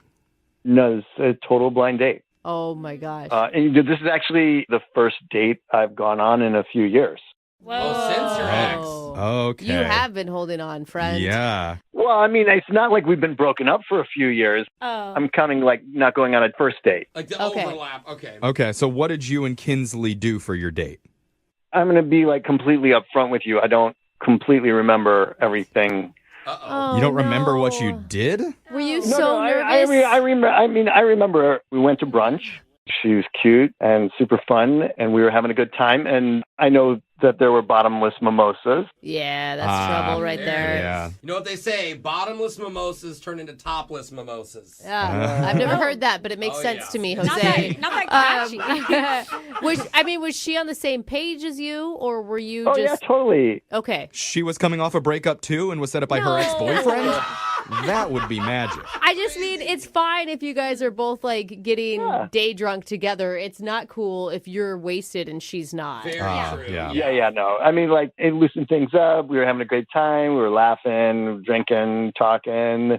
So and when did you stop forgetting what was happening? I mean, when did you black out? I guess is the quickest way I to don't ask know. that. I mean, it's just things are fuzzy. I didn't black out. I mean, I remember the waiter cut us off. Oh. That's not good, bro. Hey, No. I was a server for almost 10 years. It takes a and lot. One time have I ever cut somebody off. Really? I get cut off a lot. Oh, Are you geez, that's serious? not good. Yeah, a lot of X's on my hands. No, in places. stop it. Yeah. Oh, Alexis. Anyways, We need to this isn't party. about me. Back to your we remote. don't. I don't want to take care of that mess. That's my kind of fun. Okay, so you got cut off from the bottomless mimosas. Uh-oh. What happened next? After we hit the bottom of the bottomless mimosas, Okay. we didn't want things to end, so we started walking around, Or and stumbling. Yeah. and I know we went to another bar, Oh.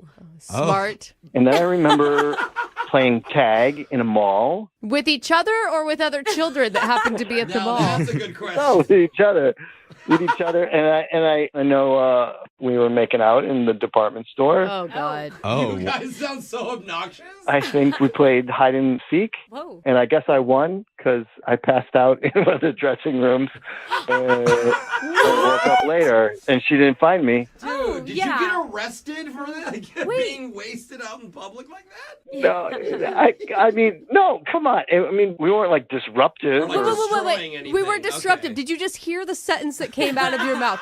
I passed out in a department store dressing room. And my date, you said she didn't find you? Well, I mean, I don't think so, because when I woke up, I couldn't find her. So. Oh. Okay. So you haven't talked to her since that? Well, yeah. I mean, I know it sounds bad. Like, I know that I sound like a mess. I don't think it sounds. I think it sounds good. You guys had a lot of fun together. You're in your own That's world. right. It went too far. This is not how you can ask my girlfriend, my ex-girlfriend. That's all right, man. This is not me. We just really cut loose together, and I mean, it felt good. I know it seems like a bad thing to, overserve yourself, but I look at it as a good thing. Like, you're having such a great time. You're not really monitoring, like, how much you're drinking. You're just having so much fun. You get wrapped up in the moment. Yeah. I think it's a good sign. Like I said, this is like a one time we had a good time. We made out. But she's not calling you back, so it has to be not that great of a time, Have right? you spoken to your ex-girlfriend about why she might be not calling back? Because you say you work together. Well, I mean, she did say that she's not going to set me up with anybody else again. Oh, that's not good, dude. But she didn't say why? No, she's not talking to me. What? She's not talking to you either? Yeah, one date and now two girls aren't talking. Okay. Oh, you so really messed up. When you were saying things were all good, that wasn't true. I mean, they were all good before. Okay. Yeah. They weren't all good. Yeah. Well, maybe let's make it all good now. Big Yeah, mistake. I like that. We have a chance to do that. Okay. We're going to play a song. We'll come back. We'll call Kinsley for you, and we'll try and get you a second date, okay? Sounds good. All right. Well, if you're just joining us for the second date, we've been talking to one of our listeners, Riley, who started his first date with bottomless mimosas at brunch and ended it passed out inside a department store dressing room. In between those things, it's a little bit hazy for him. Yeah, no but one knows. Apparently there was a game of hide and seek inside the mall. There was a makeout session. Yeah. But for some strange reason, he has not been able to reach Kinsley after the date is over. What could have happened? Well, actually, I just thought about this. Riley, you also mentioned that you two were playing tag. Yeah. Is there any chance that it was freeze tag and she's still frozen at the mall, waiting to be tagged back in? That's it, Riley. He figured it out for you. She's so hardcore. No, I don't think that's what happened. Have you even been to the mall to check? Dude, Jeffrey. She might be just frozen outside of Hot Topic waiting for you. The irony. Frozen in front of Hot Yeah, Topic. I know. You guys, I'm calling you for real help on this. God. Oh, that's a big one. That's on you, man. I'm going to say, Riley, I think you need to prepare for what you're about to learn. You don't really remember all the details of most of the date. You have two women now, your ex and her, that won't talk to you because of something you did. Yeah. Yeah, but I mean, we made out after hanging out all the time. We made out. It doesn't matter now, Riley. You need to move on past that, and you need to get ready to apologize. You're going to have to apologize for something. I don't know what it is. I don't know. I don't agree. I think there's a chance maybe even your ex and Kinsley are now fighting over you. Both of them won't answer his calls, Jeffrey. Yeah, because they're too busy battling each other to figure out who's going to get Riley's heart. Or playing hard to get. That's optimistic. I think you have a shot, Riley, okay? I'm going to call Kinsley right now and try and get your second date. You ready? Thank you. Okay. All right, I'm on your side, bud. Here we go. I'm going to dial the number right now.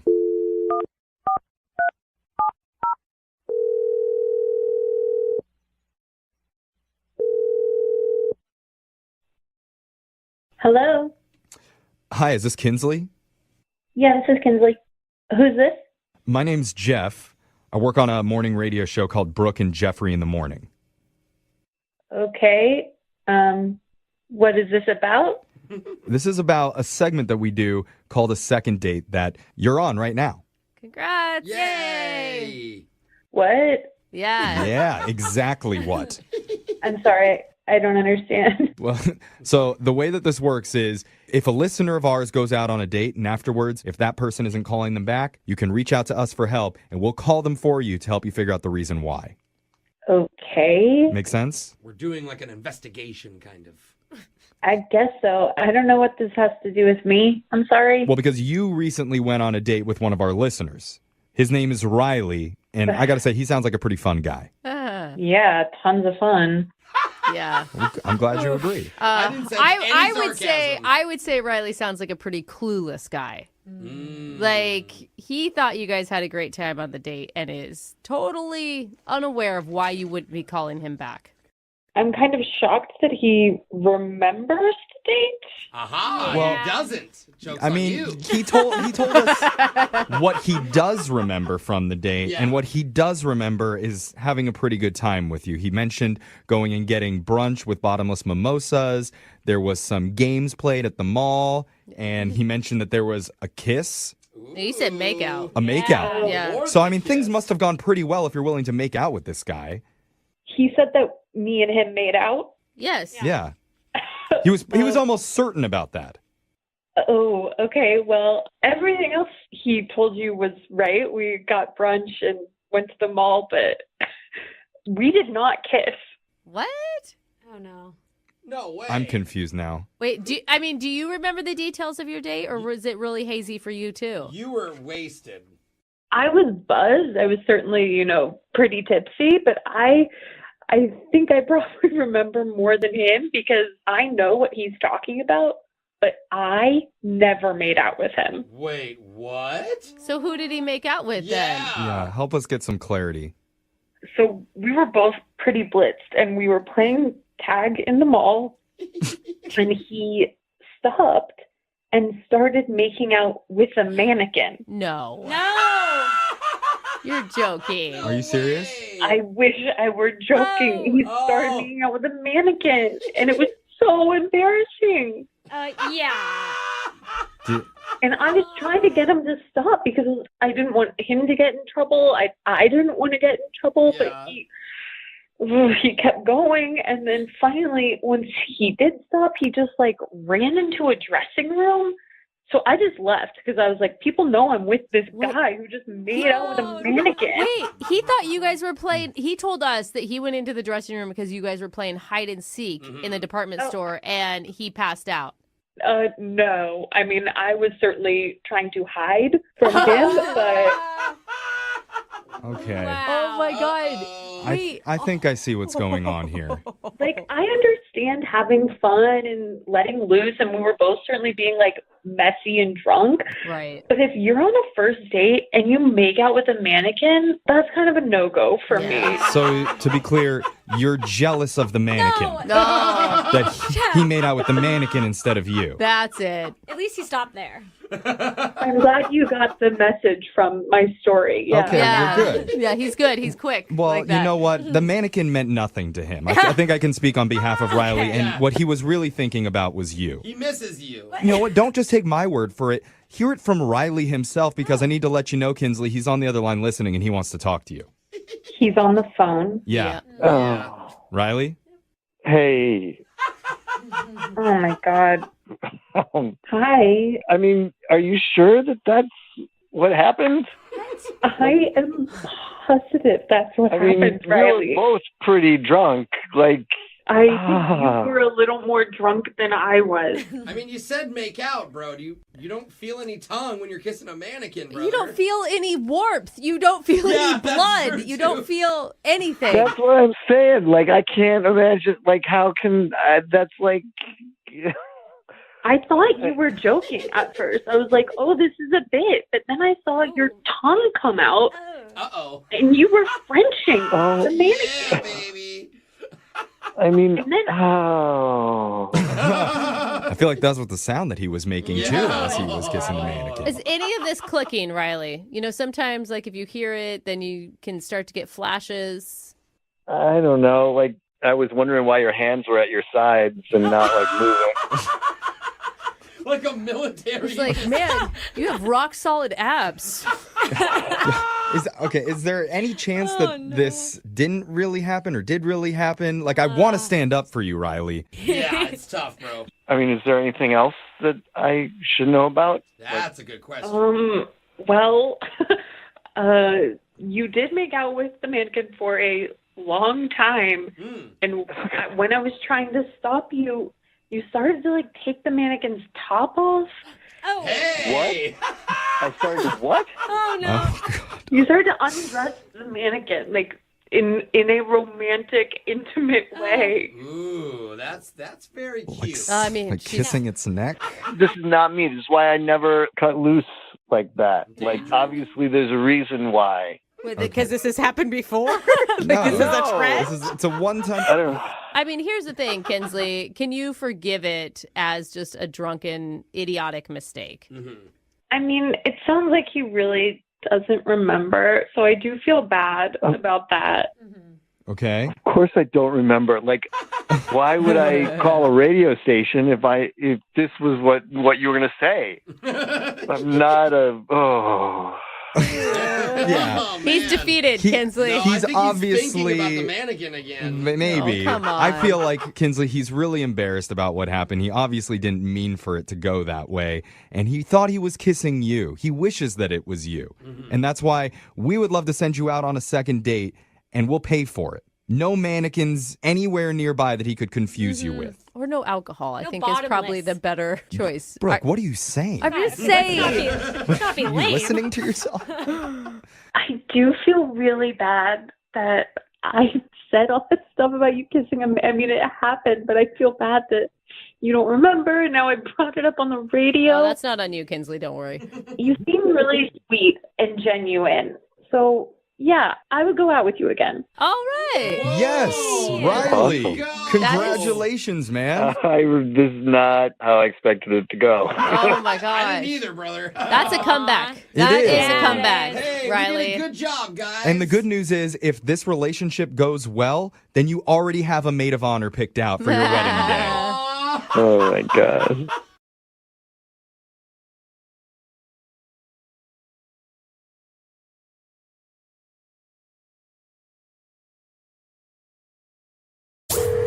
Second date update. If you want to guarantee a successful first date, how exciting does the activity need to be? I mean, we're talking hang gliding over an erupting volcano, Wow, I was thinking maybe going to a bar, Jeffrey. or maybe sorting through a pile of their junk mail looking for pharmacy coupons. Okay, those are very big extremes Yeah. there. Yeah. I'm saying the activity should probably fall somewhere in between Okay, those good. two. All right. And one of our listeners named Natalie recently had a date with a guy that maybe wasn't the most thrilling idea ever. Oh, no. That means it's terrible. Well, let's find out. Natalie, on the excitement scale, from 1 to 10, where would you rank your date? On the excitement scale, I would rank it a 3 because it was very low key. Okay, and is that a good thing for you? For a first date, yeah. Okay. And so what's the name of this guy that you want us to call today? His name's Eric. And how'd you meet him? Met him online. I always wonder, like, how do you pick who you're actually going to go out with? Like, what about this guy said, all right, he's worth meeting in person? Well, I mean, it's online dating, so it's all going to be visual at first. And what stood out to me the most was that he looks a lot like that oldest Jonas brother. Like, not is that one's Nick or name? whatever, Joe, like the other guy. Oh, yeah. Kevin. Is it Kevin? Yes, yes. Who knows? Yeah. Who cares, honestly? Who always has a really bad facial hair. Yeah, you have a thing for that one. Well, I mean, I think he's really good looking. You should check out Nick Jonas's videos for just for your viewing pleasure. I should recommend that. I get it. Like, I dated a guy who I thought looked like a white trash version of Justin Timberlake. There you go. Like, you're not all the way there, Yeah. okay? But it's close enough We all to have our someone types. who's hot. We all have our types. All right, so your type is the old Jonas brother. Now, so what did you guys do for your date? Well, the goal was to go to his favorite bar, and he was saying they have great food and drinks, and it's kind of like theme-oriented. Mm-hmm. When we got there, we had found that it had been closed down for rodent infestation. Oh. So, yeah. And that deterred you from going in? Of course it did. Well, okay. Well, I mean, it was closed, so yeah, we couldn't get in. Missed out there, but okay. Jeff's like, how many rats? Yeah. Oh, okay. I mean, I'm picturing like a Beauty and the Beast type thing where like the rodents are dancing and serving you things. Think But Ratatouille where there's rats in the kitchen. not everyone's into that. To What'd each you do their own. instead? So we go to his apartment, and we get inside, and he has this massive, like size of a coffee table puzzle. Huh. And I know that sounds lame, but I am super into puzzles too. Oh my gosh. No, that sounds cool. A puzzle. I heard Puggle. I thought she had a huge dog, like the pugs. Puzzles. Okay, puzzles. Okay. All right. He had like a 3,000-piece puzzle on his coffee table. That is not what I expected at all. I thought that you were setting this up like, in my mind, I'm like, oh my God, this guy knew that the bar was going to be closed and he just wanted to get you back to his house, did a quick 7-Eleven trip, and then he walks you into a puzzle. Yeah. Were you shocked? I would have been shocked. Honestly, I was kind of pleasantly shocked. Yeah. Because this is kind of turning out to be a really cool, low-key date. Man, Natalie's the ideal woman that's just like not disappointed by anything that you do. But I mean, honestly, like it's kind of an ideal situation because if you're sitting down at a puzzle, you have something else to focus on, so there's no like awkward silence. Mm-hmm. But then it's like a really good chance for you guys to talk. How did that go? I mean, it went really good. It was flowing really, really well. At one point, like, I found this puzzle piece, and I put it in place, and he, like, lost his mind. He was like, I have been trying to figure this out for days now.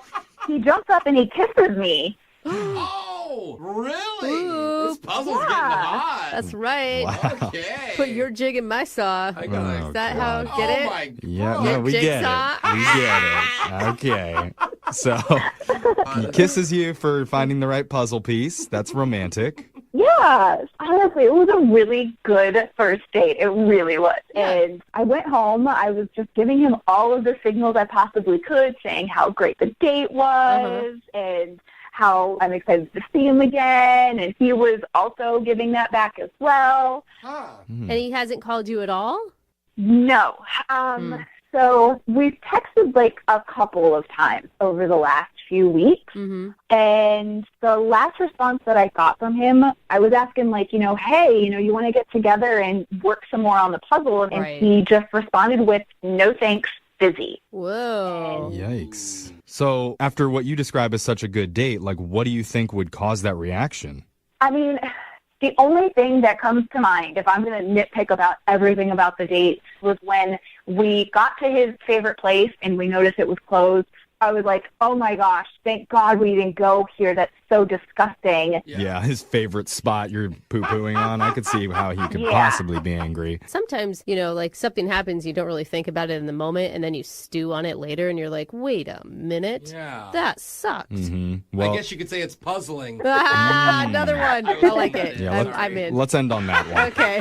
We're going to play a song, come back, call Eric, and maybe we can get you guys to play Scrabble or something together. Okay?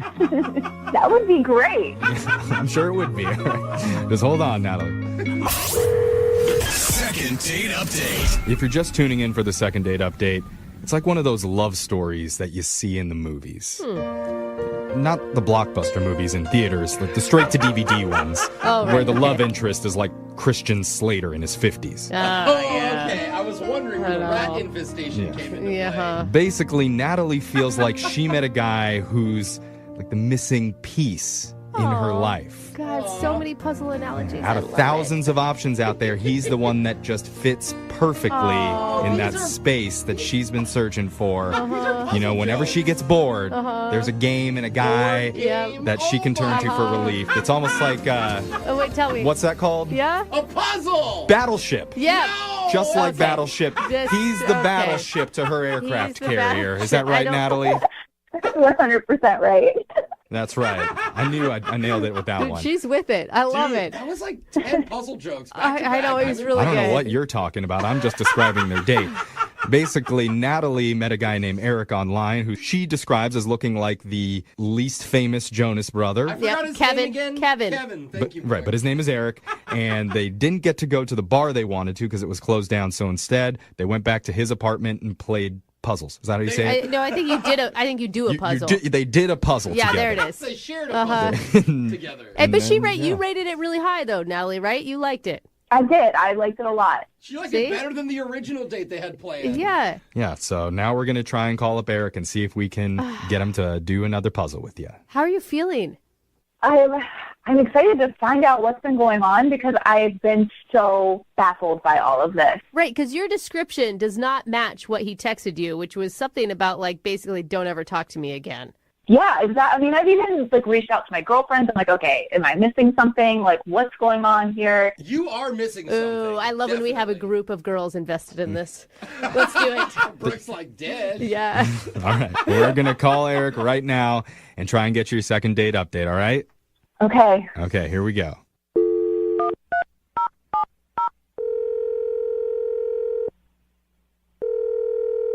Hello? Hi, can I speak to Eric, please? This is he. Hi, Eric. How you doing? My name is Young Jeffrey. I work on the radio. Do you have a moment to speak with us? Okay. Okay. Yes. Well, we're doing something on our show called a second date update. That's where if you go out on a date with someone and afterwards they're not calling you back, they can reach out to us and we'll try and figure out the reason why. Okay. So we're calling on behalf of a girl named Natalie. Wow. So you remember going out with Natalie. She wants to know, why aren't you calling her back? She feels like she had a really good time with you. Wow. So you're calling me to find out. Okay. Yeah, we went out. It was cool. That was a question mark at the end of that?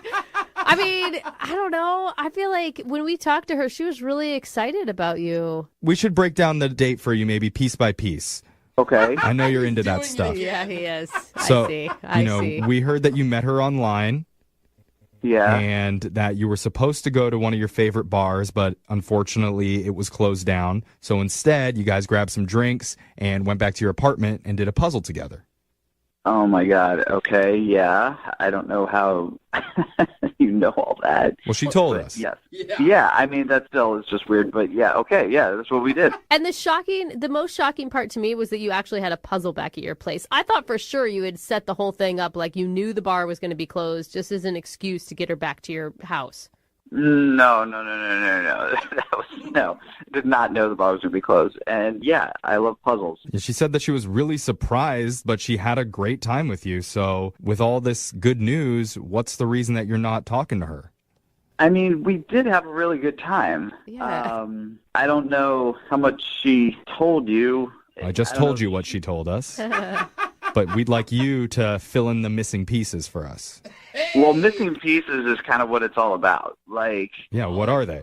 Well, I would like to know where they are. There are 2 pieces missing from my puzzle. Wait, what? They're not in my apartment, so that means she had to have taken them. Wait. What? Are you accusing her of stealing puzzle pieces? I mean, I don't want to just come out and accuse somebody of stealing puzzle pieces. I'm just saying we were there, we did the puzzle. I'm working on this puzzle every day. It's right in my living room. There are 2 pieces that are gone. So she's the only person who's been there. Oh. So...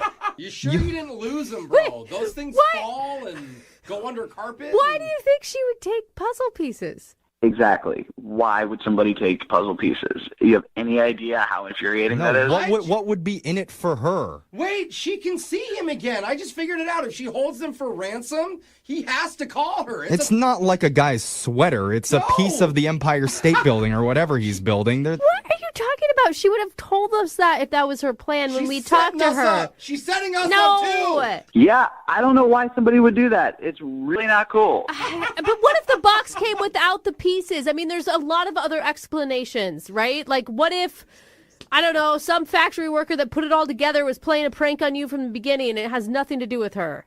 No, I counted them. They were all there. See, he's serious. You counted about them? his puzzles. Did you look inside your vacuum? Because you said you vacuumed your floor. Oh. I did. Oh, you did? I believe that from a man who actually counts the puzzle pieces. That is crazy. I actually emptied out the vacuum bag and went through it for like half an hour. Nothing was in there. Guarantee you that the only explanation is that she's got them. That's maniacal if she really took this. I know. Well, I feel like maybe we should ask the accused puzzle thief herself. Absolutely. Yeah. And Eric, Natalie is actually on the other line listening and wants to talk to you. What? Natalie? Yeah, surprise. Hi, Eric. Whoa. That came in hot. Oh, my God. Hey. Are you kidding? You think that I stole 2 puzzle pieces to hold them ransom? It makes sense. I don't know about holding ransom, but I'm pretty sure that you got the pieces. You're pretty sure. You know what? I didn't take them because I have better things to do with my life than take puzzle pieces. Are you kidding me? You just instantly jump to the conclusion, oh, I can't find 2 puzzle pieces. Oh, Natalie must have taken them. I couldn't have, I don't know, misplaced them. Since it took you how many days to find the piece that I found in an hour? Oh, now you're coming after his puzzling skills, Eric. That's a really low blow. You saw me working. I'm good at puzzles. This is like this is what I do. Can't say that. Sure. He's the puzzle guy. Oh, yeah, sure, you're really good at puzzles. I'm not going to deny that, but maybe I'm better. Oh, that's messed up. I see what you're doing. You're just saying that so you can come back to the apartment, plant them, and then say, look, I'm better than you. Oh, see? Okay, Eric, I think you need to slow down. I don't think anybody is that competitive with puzzles that she would come back and plan them just so she could defeat you in your puzzle game. You'd be surprised. She's super sketchy. She's taking these things, I'm telling you. I don't know who's telling the What? truth. I don't know. Actually, I'm completely blown away that I haven't had the cops coming to knock on my door because you called them about your missing 2 pieces of your freaking puzzle. Not yet, they haven't. I definitely considered calling them, so you're lucky I didn't. Okay, you guys. Yeah. You both. Wait, So you considered calling the police, but you never considered calling me and saying, hey, Natalie, I'm a grown man, and I was wondering, did you by chance accidentally take 2 pieces of my puzzle? Eric, you liked Natalie. She liked you. You guys had a really good connection. You're blowing this way out of proportion, man. Yeah, you should put like a missing sign up in your neighborhood with pictures of the missing puzzle pieces. It might help you find it better. It's a centerpiece. Always is, Jose. Always is. Corners are easy. I think the only thing I can do at this point is ask Natalie, would you be willing to take a lie detector test to know once and for all if you did or didn't take the puzzle pieces? I mean, I know that I didn't, but I'll do it just to prove to Mr. Eric over here that I didn't do it. All right, Eric. See, there you go, Eric. That's a pretty strong statement from her. Yeah. Are you guys paying for this test? Because if you are, I'm in. Can we do Well, that? we'll pay for the cheapest version of it. Yeah.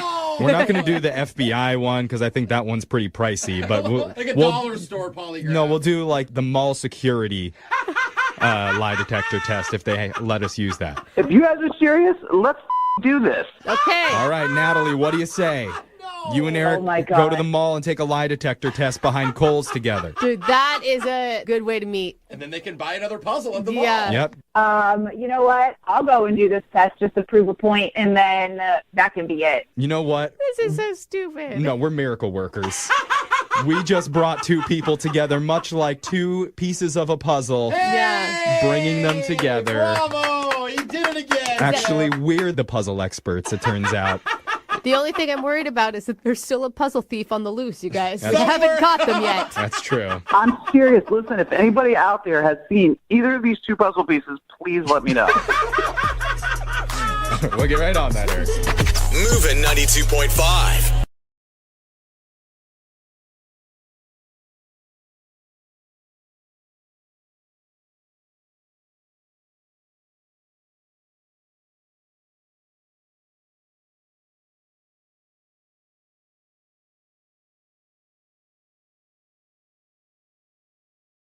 Need LASIK? Trust the experienced team at the LASIK Center at Evergreen Eye Center. No glasses, no contacts, no limits. What will you do? LASIK at evergreen.com. Moving 92.5. Brooke and Jubal's second date update.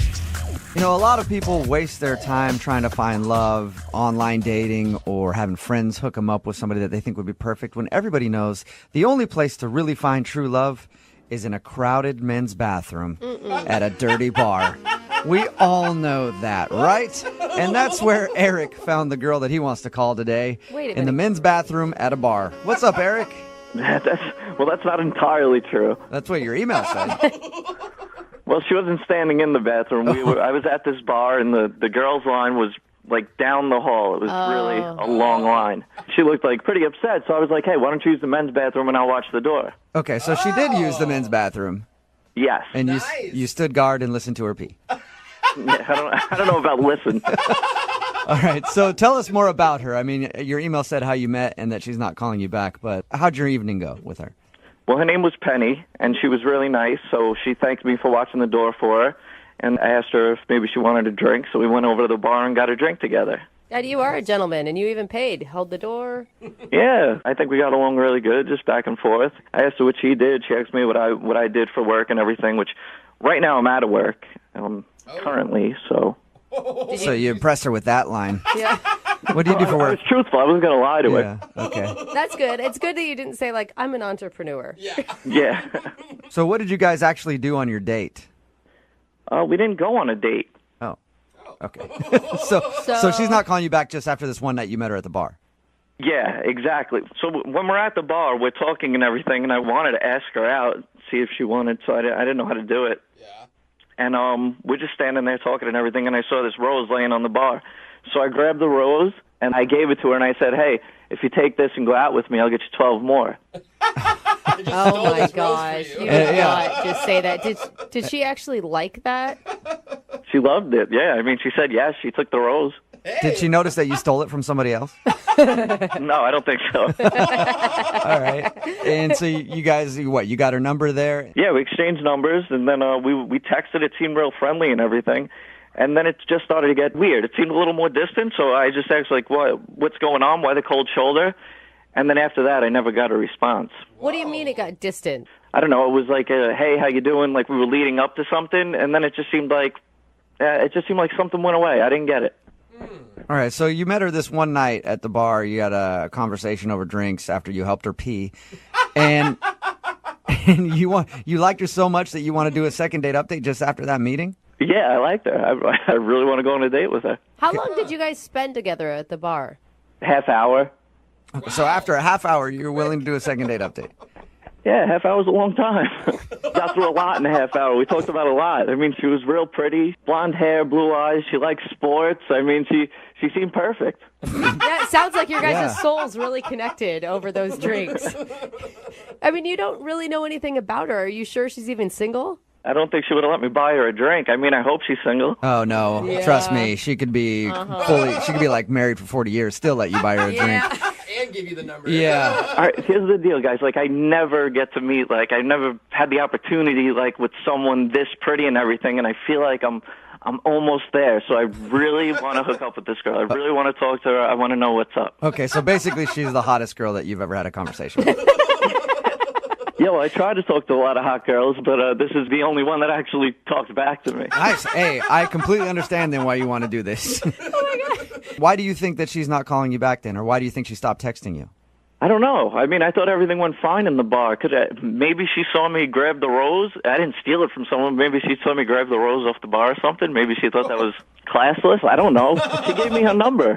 What was the last thing that you guys said to each other? It was really nice meeting you. I can't wait to go out, and I'll hit you up tomorrow. And what'd she say back? She said, thanks again for watching the restroom. That was really nice of you. So thanks again for watching the restroom while I pee. And that was it. And that's the last thing you've heard from her? Yeah. All right. Well, we'll play a song, come back, call her, and get your second date update, okay? All right, sounds good. All right, man. Hang on. Moving 92.5. Brooke and Jubal in the mornings. Second date update. You know what that is? Can anybody tell me what that is? No, go That- with water dripping. Water dripping. Is the sound of a budding new romance.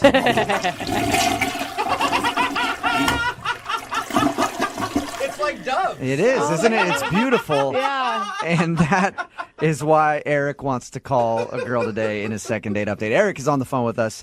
He told us about how he met this girl at a bar. He met her because she was standing in line for the women's restroom. It was really long, and he was like, let me be your knight in shining armor. I'll stand guard. You can go in the men's bathroom. Yeah. And then they struck up a conversation after that. They talked for about 30 minutes, but now she's not texting him back. And he wants to get a hold of her really badly. Why? Because in his own words, she's the hottest girl that's ever actually talked back to him. So sad. All right, Eric, are you about ready to give Penny a call and get your second date update? Yes, I am. And Eric, what did Penny do when you guys were talking? I forgot to ask, that gave you the indication that she was legitimately into you. I don't know if it's anything she did. I mean, the fact that she was talking to me for a half hour and then even gave me her number when I asked for it, that seemed like a good thing. What's your success rate usually when you ask a girl for a number? I don't know. I'd say this went well. I don't know. They usually don't go as good as So it's not that good usually. Okay. Well, I'm going to dial her phone number right now and get her on the phone and see if we can get your second date update, okay? All right, thanks. All right, here we go.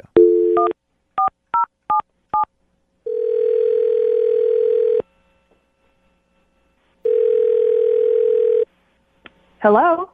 Hi, is Penny there?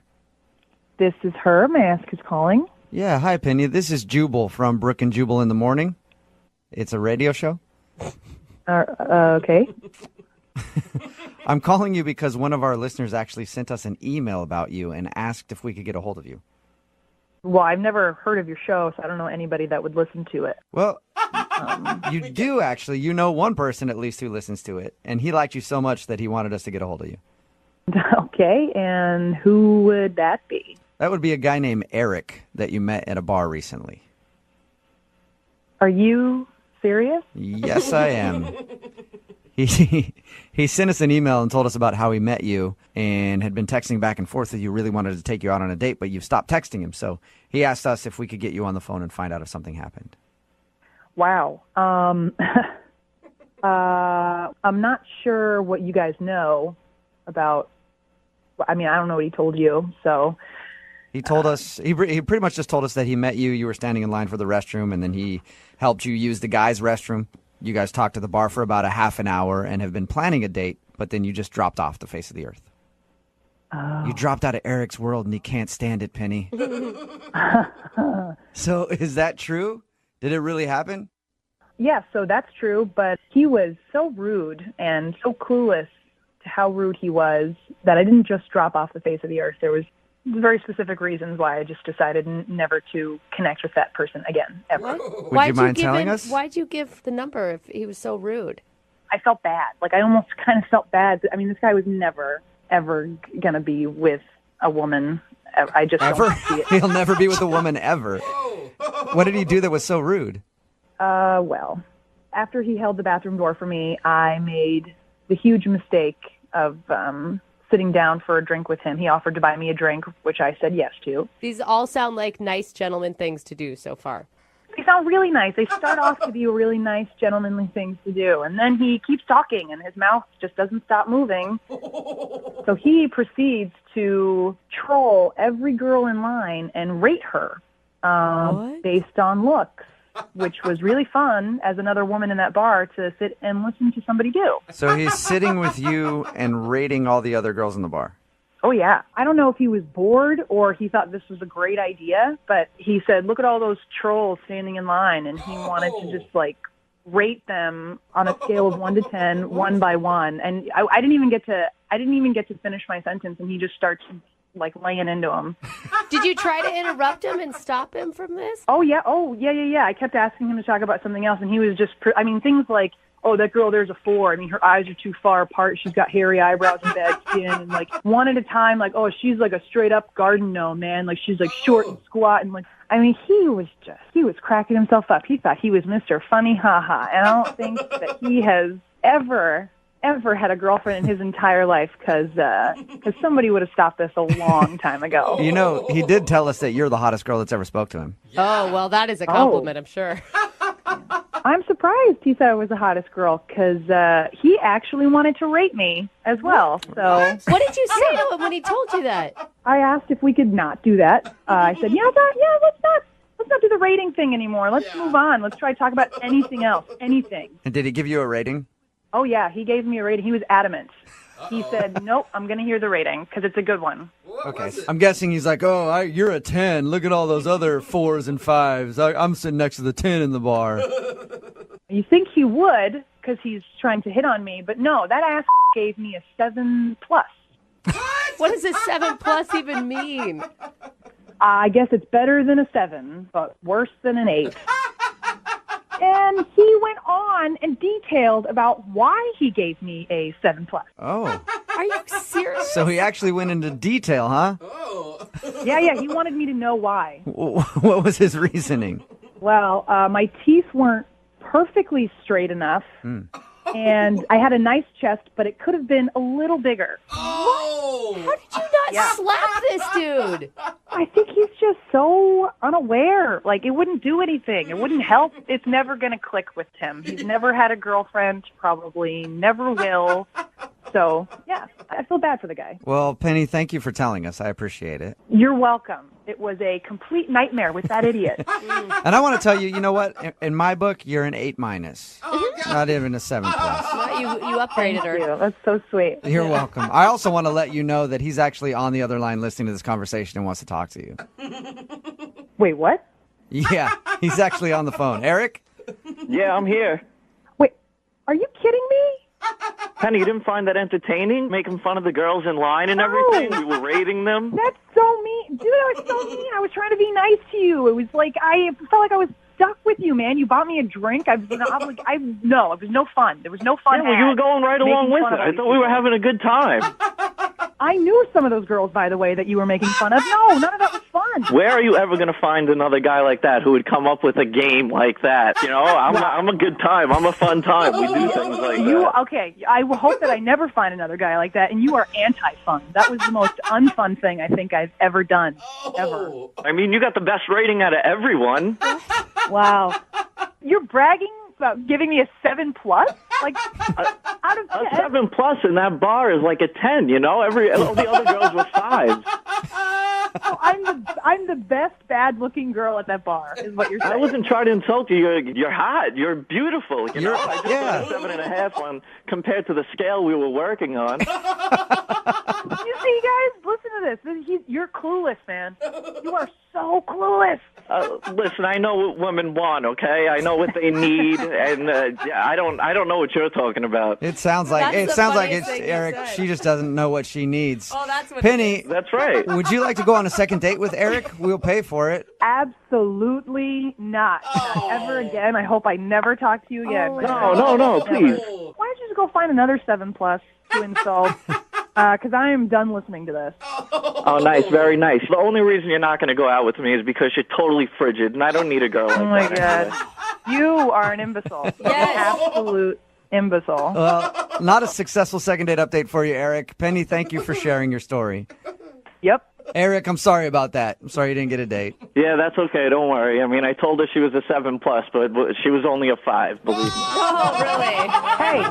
Hey, they're done talking to you. It's time for you to go now. Brooke and Jubal in the morning. Got a text in at 78592 said, I think a 7 is a pretty good rating. It's Brooke and Jubal in the morning. Talking about today's second date update. If you missed it, Eric wanted to call this girl named Penny. They actually met out at a bar.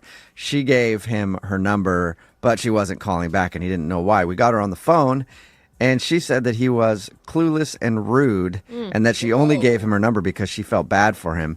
Because Eric, I guess, was like rating people at the bar, like girls in front of her, like, yeah, that chick's this.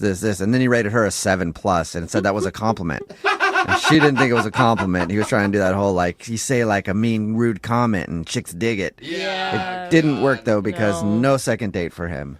That is so strange. He's those guys that's like, oh, I mean, I've dated hotter. Yeah, you know? exactly. Just, I mean, Chicks like it when you do that, when you say that. You. They do. God. No second date. I feel so blessed to be with you. Right? Remember, if you want to do a second date update, all you have to do is email the show, and we will call the person.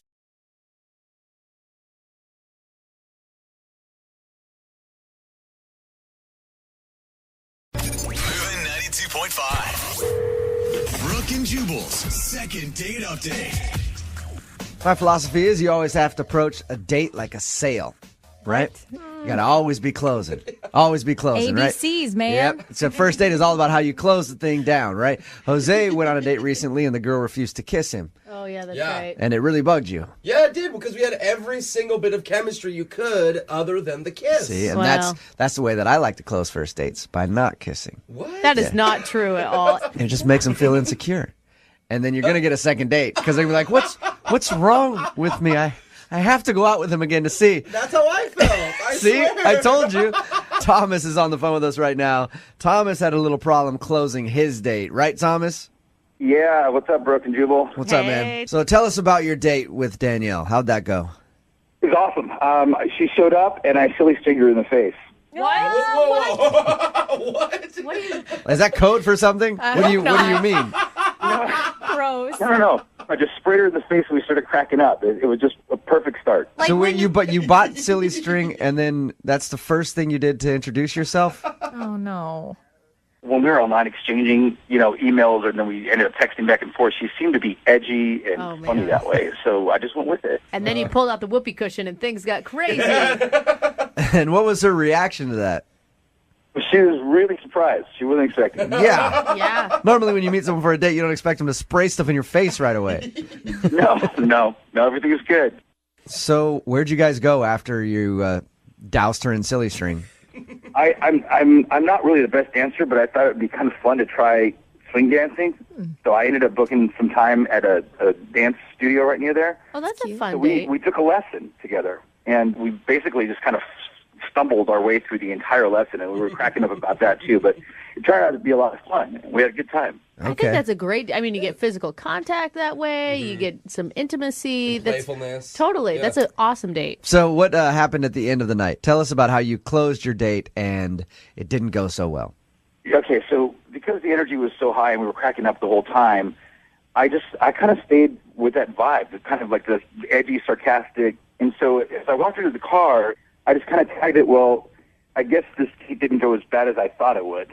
Oh. And that's when everything just kind of dropped. It was a joke, but she was just kind of silent. Her face changed. And I'm like, no, I was totally joking around. It ended kind of awkward. So she didn't pick up on your joke there. Yeah. It's kind of like the playground school of thought where you kind of trip a girl and pull her hair a little bit to tell her that you like her. Yeah. What was her reaction after you said that? Well, she just her face just kind of changed, and she's like, okay, thanks for the date. It was fun. And then she got in her car. So it was kind of like a stutter step into her vehicle, and she drove off. No kiss or anything, huh? Nothing, no. Okay. Sometimes women are sensitive. I don't know if you know that, but you have to be careful with sarcasm. Yeah, thanks for the date is like the worst line you could end on ever. Are you kidding me? Oh. How many times have you tried to get a hold of her? I texted her twice, and that's it. Haven't gotten any response. Okay, well, we're going to play a song, come back, call her, and get your second date update, okay? Okay, thanks, guys. All right, hang on a minute. Get jazzy on. Moving 92.5. Brooke and Jubal in the mornings. Second date update. It's time for your second part of the second date update. Today we've got the life of the party. That's what I'm calling him, Thomas, on the line. I say that because Thomas is clearly one of those guys who's just always on, I think. He went out with a girl named Danielle. The first move he made when he showed up to pick her up was sprayed her in the face with silly string. Ah, yeah. Creative. The date went well. He said they had a lot of fun. The silly string thing didn't bother her like you'd figure it would bother most people. Mm-hmm. And then at the end of the date, he made a little joke to her. Thomas, what was your joke again? Why don't you tell us? I said something like, guess this date didn't go as bad as I expected it to. Yeah. And then her jaw dropped and she said, all right, well, I'm going to go. And he hasn't heard from her since. Thomas, in my opinion, you sound like one of those guys who's just nonstop. Has anybody ever asked you to kind of tone it down a little bit? Yeah, no. I think the first answer was probably more true. I mean, she's just a cool girl. I'm going after this because I think she's worth it. Okay. Okay, that's emotional. Get her on the phone right now.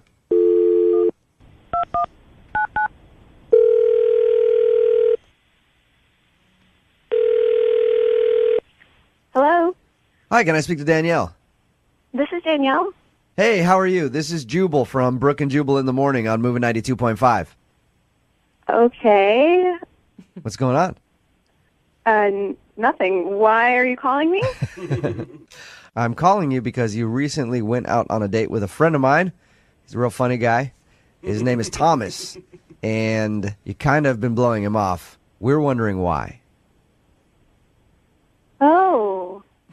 I'll explain a little more. Okay, so it's a segment we do on our show called the Second Date Update. Thomas is wondering if he did something wrong on your date. Is there a specific reason that you don't want to see him again, or that you haven't been answering his emails or texts? This is kind of awkward. Oh my gosh.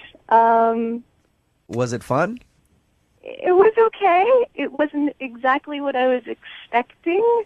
Can I ask you this question? What was your first reaction when he showed up and sprayed you with silly string right away? Yeah. Oh, so he told you? Yeah, he did. He actually said that you weren't fazed by it and thought it was funny. Well, I was a little surprised. Yeah. And I mean, here I was going out on this date, and I, spent an hour getting ready, and then he silly stringed me in the face. So, I just put on my big girl face and tried to move on. You didn't enjoy it as much as he thought you did, because he said you were a good sport about it. You thought it was really funny. Then you went out on your date and continued to just have the best time with lots of laughs and entertainment by Thomas. Really? Yeah. It wasn't a fabulous date. It wasn't the worst date I've ever had, but he was nice looking. He wasn't rude. I mean, has a very odd sense of humor, but all right. Well, all that stuff that you said right there would be like, why not give him another shot? Yeah. Well, I'm just kind of worried about what he does. I mean, I just don't think that we could, have a future. You mean what he does for a living? You don't like his job? Uh-oh. Well, he had a pretty good job. He told me that he used to be a bank teller, but he had just quit his job to become a full-time phenomenon. Full-time what? What? Exactly. A full-time phenomenon. Okay. Hey, I don't know how one gets a job as a full-time phenomenon. It sounds great. Yeah. I'm really relieved to hear you guys say that because I thought I was losing my mind. I had no idea what he was talking about. So I asked him. Oh, okay. And what did he say a full-time phenomenon does? Well, he told me that he was dedicating all of his time, except for the time he was spending on this date, to becoming the next YouTube sensation. That makes sense to me. It pays well if you can succeed at it. I've never heard of a professional YouTuber. So you don't see a big future in that, huh? No, I was slightly worried that there had been a hidden camera on us the whole time. Like, is this his sensation that he does these joke things to girls on first dates? You were totally good with it when we were hanging out that day on the date. That's Thomas, Danielle. He was actually been on the other line listening this whole time. Or should I call him the phenomenon? You're kidding, right? What is wrong with me pursuing my passion to be what I think I am supposed to be? I don't know. You know what? Honestly, I don't have a problem with it. I've just never heard anybody refer to themselves as wanting to become a phenomenon. If you want to make money at doing YouTube videos, I'm perfectly fine with that if you can do it. I mean, what kind of stuff does Thomas offer up to the internet? It's kind of hard to describe exactly what it is that I do, but I can tell you this. All of the sound effects in my videos, I do myself. I do them with my mouth. All right. Awesome. That's, okay. Could be cool. I don't know. I still don't really know what you do, but it is cool. It's always good when you can't describe it. See, you see what I mean? I'm not the only one. People just don't understand exactly what it is that you do. It's sort of like in this gray area. I mean, I am supportive. I think that dreams are important, but I just don't quite understand if you can put your dream on a resume, or I just don't really know what you're going for. I'm going for awesome. I think that's what we're all going for, Thomas. It's a lofty goal, Just sir. going for awesome. And yeah, there's no one out there like me. I don't doubt that. I think that you are unique and wonderful, but can't you be wonderful like at a regular money-earning job while you do your other great stuff on the side? That brings me to my question. Thomas, how much does a phenomenon get paid? Like, what are you pulling down as a phenomenon? Phenomenon does not discuss his income. Okay. Yeah. Danielle, is there any way that you could look past his passion of YouTubing and try to go out with him again? I don't know. I mean, look, it sounds like it's really a big passion of his and something he really, really wants to do, and I'm all for that. I'm so supportive. But it's like he said, he wants to spend 24/7 doing this. I don't want to be the next YouTube sensation, so I don't really know how I would fit into his 24/7 plan if that's what he's doing all the time. So maybe I'm just not the right person for him. Well, perfect. At this point, I'd like to ask you if you'll go out on a second date with him then, because I will pay for it if you'll go out with Thomas one more time. I'll leave the can of silly string at home, I promise. I just don't think that, I can go home and say, Mom, meet my boyfriend. He's a phenomenon. Well, Thomas, you did not get your second date. I I guess it's going to have to be all good. You know what, though? Hey, Thomas, this can still be a win for you. Danielle? Yeah? Will you subscribe to Thomas's YouTube channel? Absolutely. I would 100% subscribe to his. There you go, Thomas. Yeah. We got you a YouTube subscriber. Awesome. He's so bummed. Brooke and Jubal in the morning. Wait till you're announced.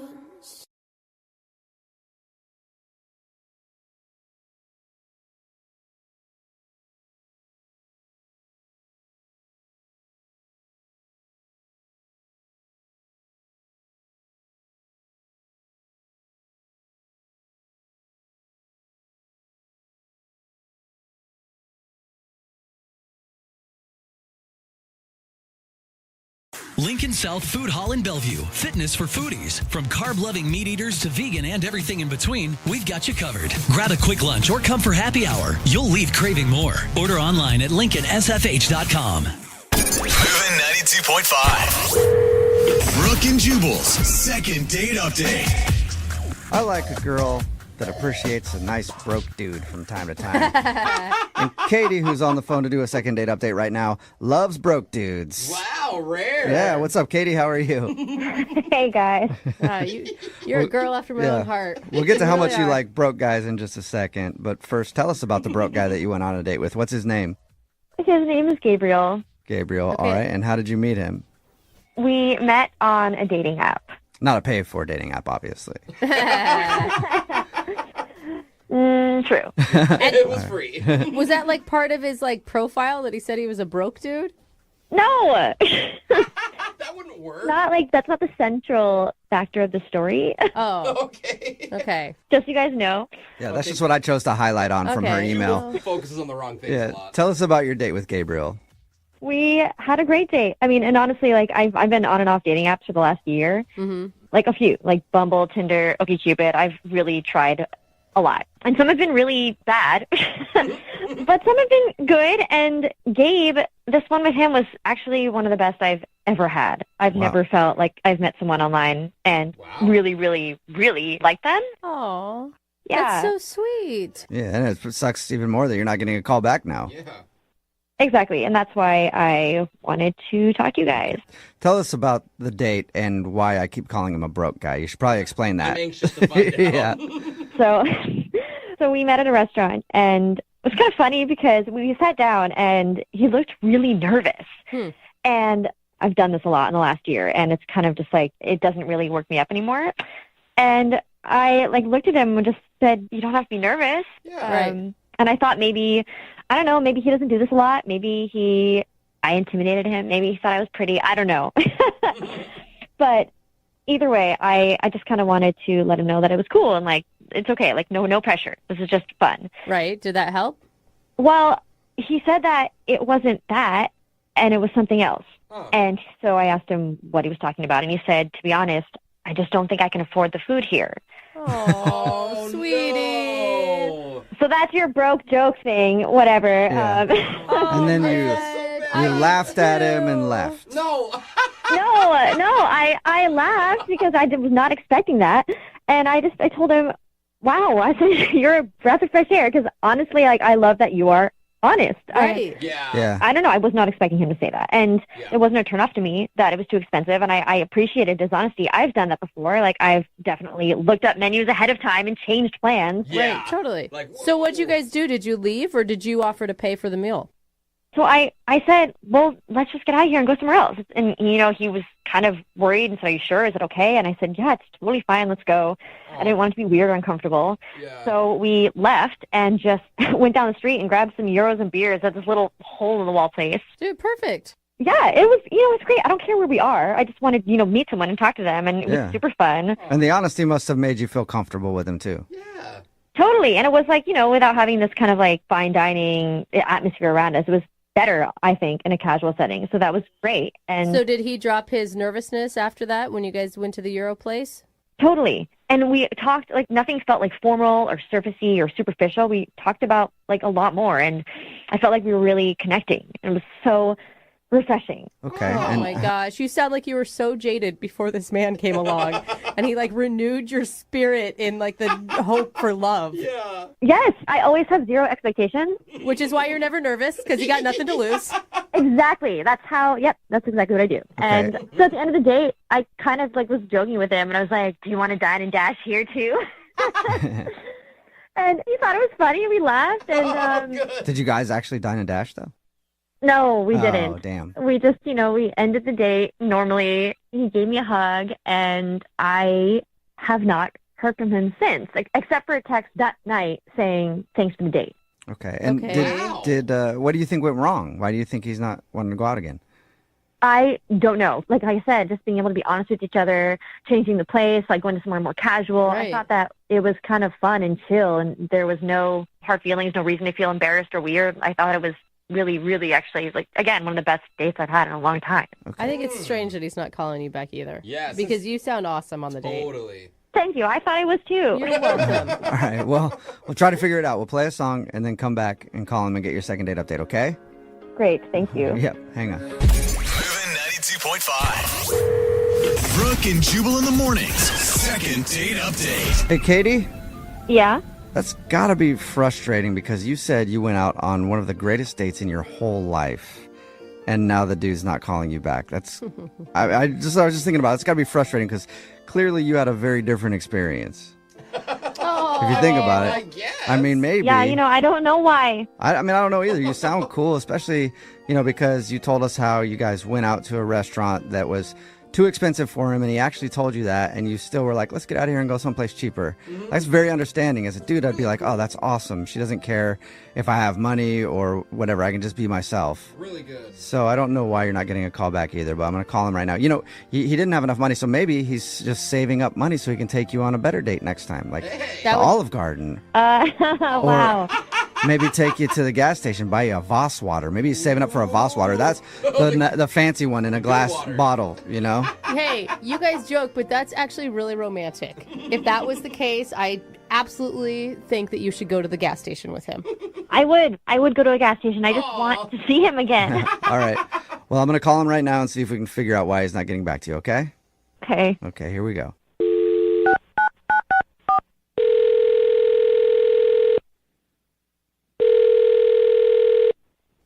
Hello? Hi, can I speak to Gabriel? This is Gabriel. Gabriel, how are you, man? This is Jubal from the radio show Brooke and Jubal in the Morning. Calling from where? Brooke and Jubal in the Morning. It's a radio show. Oh, okay. Okay. Any idea why a radio show's calling you, or do you get a lot of radio shows calling you? No, I have no idea. Why are you guys calling me? Okay. I'm calling you today because we got an email about you from somebody who listens to our show. About me? Yes. Her name is Katie. Oh, okay. Weird. Weird. Do you know Katie? You remember Katie? Yeah, we went on a date. Yes. Yeah, that's exactly why we're calling. We do a segment called the Second Date Update. That's where if you go out on a date with somebody and then end up not calling them back after, they can email us to get you on the phone and ask what happened. Slow down for a second. Why isn't she calling me? Why doesn't she just ask me herself? Well, because apparently she's tried to get a hold of you, but you won't text her back or call her back. So that's why she hasn't asked you herself, because you won't respond to her. Yeah. Pretty good reason. It's the whole point behind what we're doing right now. I get that, but she contacted a radio station? Wait. Yeah, I mean, how else is... she didn't have any other way to get a hold of you, and she wants to know what's going on. So bizarre. Okay. Do you like Katie? She was nice. Yeah, she seems like a nice person. She said that the date she went on with you is one of the best dates she's ever been on in her entire life. That's sweet. Yeah, no pressure or anything. Yeah, and she can't think of any reason why you wouldn't want to go out with her again. Did she do something wrong on your date? She just has kind of a unique view on how life works, and I wasn't really my thing. A unique view on how life works. Can you explain that a little bit more for us? It's kind of embarrassing. I don't know if I should. Okay, embarrassing for her, you think? It might be. Okay, well, she's prepared to hear whatever you have to say. I mean, that's part of the deal when you do this with the show, is you might hear something you don't want to hear, so... And how could her life view be embarrassing? I don't know. It's her thing. It's not my thing. I don't know if it's embarrassing to her. Why don't you give it a shot and see? Yeah, we'll tell you. She just wants to know. All right. Well, look, she mentioned during the date that she's a virgin. Oh. But when she told me, I was shocked. I wasn't sure how to react. Okay, so what, just too much pressure knowing that she's a virgin? I think I should clarify exactly what she said. Okay. She said she was a reimagined virgin. A reimagined virgin. Right. And I was confused, like, oh, so are you born again? Are you religious? And she said, no, it's not like that. It's just that after every hookup with a guy, I reimagine myself as a virgin. What? Wait, so she's having sex on the regular, but just imagining herself as a virgin afterwards. That is my understanding, yes. So according to like a doctor, he would say that she is not a virgin, but she says that... Look, you're talking to the wrong guy about this, but all I know is she said that she reimagines herself as a virgin and that she's waiting for the right guy. I thought, okay, so am I the next person to be with this reimagined virgin? Hey, you could take somebody's imaginary virginity. A lot of pressure. Yeah.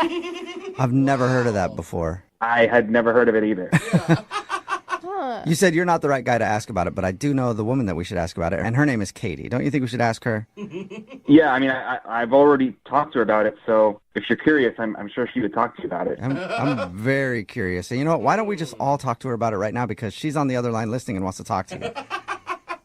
What? Yeah. Wait, what? Yep. Katie? Yeah, hi. Wait, she's on the other line? Yes. Katie, say hi to Gabriel. Hi, Gabe. Hi. Hey, Katie. Hi. Gabe, I'm just a little surprised that you feel this way. I had no idea, and you didn't say anything during the date. What am I supposed to say? You said you were a reimagined virgin. I didn't know what to say at the moment. I just don't understand why you didn't ask me about it or say that it bothered you or that you thought it was weird. It's not. I could have explained to you everything about it. Like, it's not even just me. This is a movement. So this reimagined virgin thing isn't something you came up with on your own, Katie? No, of course not. And is it just because, like, are you feeling guilty after you have, like one-night stands or something, and so you want to pretend like it didn't happen? No, it's nothing about guilt or shame. It's just about feeling like the person you're with is, making actually your relationship with the person you're with in the moment special. And everything's new, there's nothing, no past experiences kind of to compare to. What? This is way better than my other first But you time. can't just, erase your past. It doesn't, life doesn't work like that, right? You are obviously, when you get in bed with somebody else, not virgin-like if you've had a lot of experience. And that's not a bad thing. Well, maybe that's the situation for you, but that's not how I feel because I'm a reimagined virgin. So do you act all scared and timid during it, or what's the... It's not really about acting scared and timid. It's just being with someone without feeling like you have to be a certain way, remembering how your last partner liked to do things. You know what I mean? It's like discovering everything together sexually, right? Okay, that's not a bad message. Weird label. Yeah, weird label. Yeah, maybe you guys are getting this, but I still am kind of at a loss. I don't see how someone can go through and think that they're a reimagined virgin. Yeah, Katie, why reimagine yourself as a virgin? Why not just go, I've been with 10 people, but now I'm with you? Because I just said that. When I do give myself to someone, I'm hoping that person is going to be my forever person. And if they're not my forever person, then I can just wipe the slate clean and forget about them and reimagine myself a virgin again. That is convenient virginity. Wow. Very convenient. I mean, it sounds great. Don't have to hold out or anything for that one. See, that's what I mean. That's a big responsibility. I don't know how I feel about that. Yeah, but Gabe, couldn't you just reimagine yourself as a virgin and then it's two reimagined virgins together? What you're describing sounds like two people just doing a lot of drugs and not remembering anything. It does, actually. It actually does. Well, And if she does that with me, it means that she wants to be with me forever, and I'm not ready to have that commitment yet. Yeah. No, it's actually the opposite. There's no responsibility because, like I just said, if it doesn't work out, I am able to just wipe that slate clean. Yeah. Yeah. I do see the pluses, but it still sounds weird to me. Okay, well, maybe it sounds weird to you because you've never tried it. I haven't. I'm going to do that. I'm going to reimagine myself a virgin right now, yeah.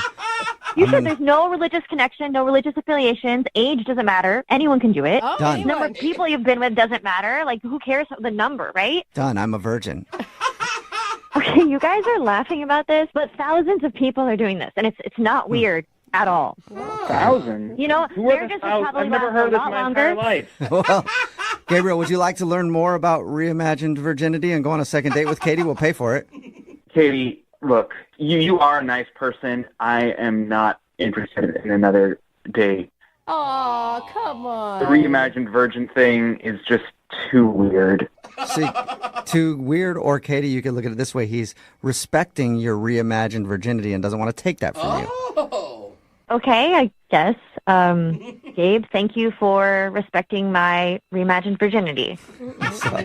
Yeah, You're welcome. It's too bad, Gabriel, because I feel like Katie the Virgin could have taught you a thing or two. Brooke and Jubal in the morning. Text in at 78592 says, can I be a reimagined millionaire? Sure, you can imagine yourself anything, I guess. Talking about today's second date update. If you missed it, Katie wasn't getting a call back from this dude named Gabriel. And when we called him, we found out why. She mentioned during her date that she is a reimagined virgin. Never heard anything like that before, but she explained it to us.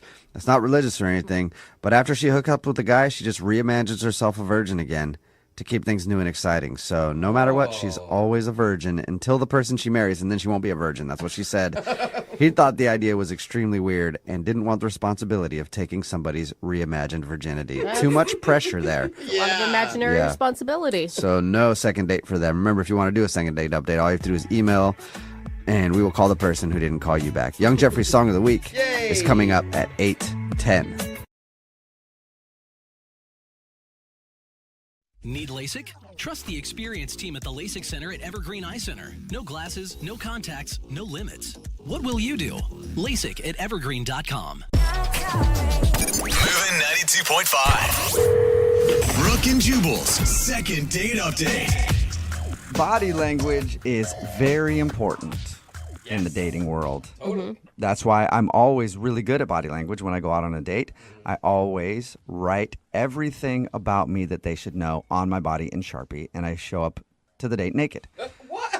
Body language. There's no question about who I am or where I'm coming from. They see everything right there out in the open. I just picture you naked with a lot of insecurities scribbled all over yourself. And that's good because they get to see everything about me. Yeah. Granted, I haven't had a date in a long time, and the last couple didn't end very well. Didn't start very well. Yeah, cops were called. Anyway, they weren't understanding my body language, and that can be a problem. Well, Brett, who's on the phone today for a second date update, got some bad advice from a dating blog, I guess, and he thinks that his body might have got him in trouble. What's up, Brett? How are you? Man. I'm good. How are you? Dude, your Pretty body betrayed you, Brett? Yes, I think so. Well, I should say that this dating blog betrayed me, I think. All right. Well, we'll get to what your body did in a second. First, tell us about the girl you want to call today. What's her name? Jenica. Jenica. And where did you meet Jenica? I met her on a dating app, and I've been able to go on a lot of first dates from the same app. And the problem is I've had trouble getting second dates. Right. Even though, I'll think a first date goes well, and then it's like, I never hear from the person again. Which I guess is why you're calling us, right? Because you're back in that same position. Clearly, this is the place to call. Yeah. So I read this dating blog that said that it was good to try to initiate some sort of physical contact. So you tackled her as soon as you saw her. Absolutely. Yeah. I mean, I figured football was the way to go. No, but like, how do you do that without seeming creepy? So I'm like, trying to think, like, maybe I can read her palm or, like, touch her feet under the table. What? I thought you were trying not to be creepy, man. Well, I mean, think about it, though. Like, you're just meeting someone. Yeah. I mean, what other ways are there to try to initiate that physical contact? I don't know, like maybe you could do like a high five to start and then see where that goes, if it lingers at all. Yeah, you do the high five, and when your hands touch, you interlock her fingers and you hold her hand there and stare into her eyes. We all know that. I don't understand why you have to touch someone. Well, I think the idea behind the blog post was right, that it's like, that way, there's a chemical connection and you can like feel that between the two people. There's like that spark. I mean, like that makes sense to me. It just, the problem was that it was like in the back of my mind the entire time. So I feel like I was like 20% in the date, 80% like, how do I touch this person without looking or feeling like a creep? All right, that can put you in a very tough situation. So, how did you touch her? How did you touch her? I mean, sounds weird to say, but did you initiate some personal touching? So yeah, so I was like, you know, let me do this. I actually did have to go to the bathroom, so I got up and I was like, okay, when I come back, I'm just gonna like put my hand on her shoulders and then you know, like say something charming or something, you know. So wait, can I ask? I'm sorry. Can I ask real quick? Were you guys sitting at a table? Were you at the bar? Like we were sitting at a table. Okay, so you so came... I would you know, I would like I guess come up behind her. Oh. And I know. So how did that work for you? Well, okay, so the first time I chickened out, and then I said I had to go to the bathroom when I didn't really have to. Again, like 15 minutes later. Whoa. And I decided to just come up behind her, and I just was like, guess who? And yeah, so I tried to grab her shoulders like kind of gently, but as soon as we made contact, she like jumped, and so it was not ideal. Okay, so you scared her. I guess. Yeah. All right. And kind of on purpose, kind of not. Yeah. did it seem like she got over that, or was it weird from that point on? Yeah, I mean, she laughed a little. It wasn't like it didn't like derail the date. Okay. Like I said, I thought the date went really well, but maybe she had already like written me off. I'm not sure. Okay. And when you said guess who, it wasn't like deep in inner ear and creepy, right? Like guess who? Mm-hmm. It's your date. Exactly. No. It was nothing like that. I was really just trying to be friendly. And how did things end? Did you get some physical touch there at the end? There was a hug at the end, and that's it was good. a nice hug. I mean, it wasn't like the longest lasting hug, but it was a hug, and it gave me the impression that like, oh, okay, like a second date is definitely in the works. Cool. So, I mean, did you talk to her since? Have you texted, called? I've tried texting, and I have not heard anything. Have you tried texting her explaining that you didn't feel like you touched her appropriately or enough in the first date and you'd like a second chance at that? No, I have not tried that. Although, if that's what you guys advise, I would probably not do it. Oh, yeah. Well, you're a smart man. All right, well, we'll play a song, come back, and then call her and get your second date update, okay? Okay. All right, hang on. Moving 92.5. Brooke and Jubal in the mornings. Second date update. Today's second date update is proof that you should be very careful when taking advice from dating blogs. Yes. Because you never know who's writing them. You know, for example, I've got 3 right now. What? All under different aliases. No. That's frightening. And Brett, who's on the phone for a second date update today, got some advice from a dating blog on how to connect with somebody physically on your first date without coming off like a creep. And he thinks he came off like a creep, which is interesting because I want to see where he got his information from. Brett, was the dating blog that you read by somebody named Lady Mariah? I don't think so. Okay. Well, what could it have been Lady Beyonce? Ladies. And why are Definitely not. Okay. Last one, Hot Blogging Mama. No. No? Okay. you didn't go with Lady Gaga on the last one? I thought that was just a softball for No, you. that's my Blogging Mama blog. It's a good one. Okay, yeah. Okay. But, yeah, apparently it wasn't one of mine, Brett, so I didn't steer you in the wrong direction. But either way, you think the fact that you were really kind of focused on trying to get some touching started on your first date might be the reason you're not getting a call back from, what's her name again? Jenica. Jenica. Okay, we'll give her a call right now and see if we can find out why. Any last thoughts before we do that? Yeah, no, I would really just love another date with Jenica where, you know, I'm not going to be so in my head about the touching part. Yeah. I probably wouldn't tell her that because if you didn't creep her out on the date, you probably will after. Like I was just thinking about touching you the whole time. Good point. All right, well, I'll dial her number right now, see if we can get her on the phone. Here we go.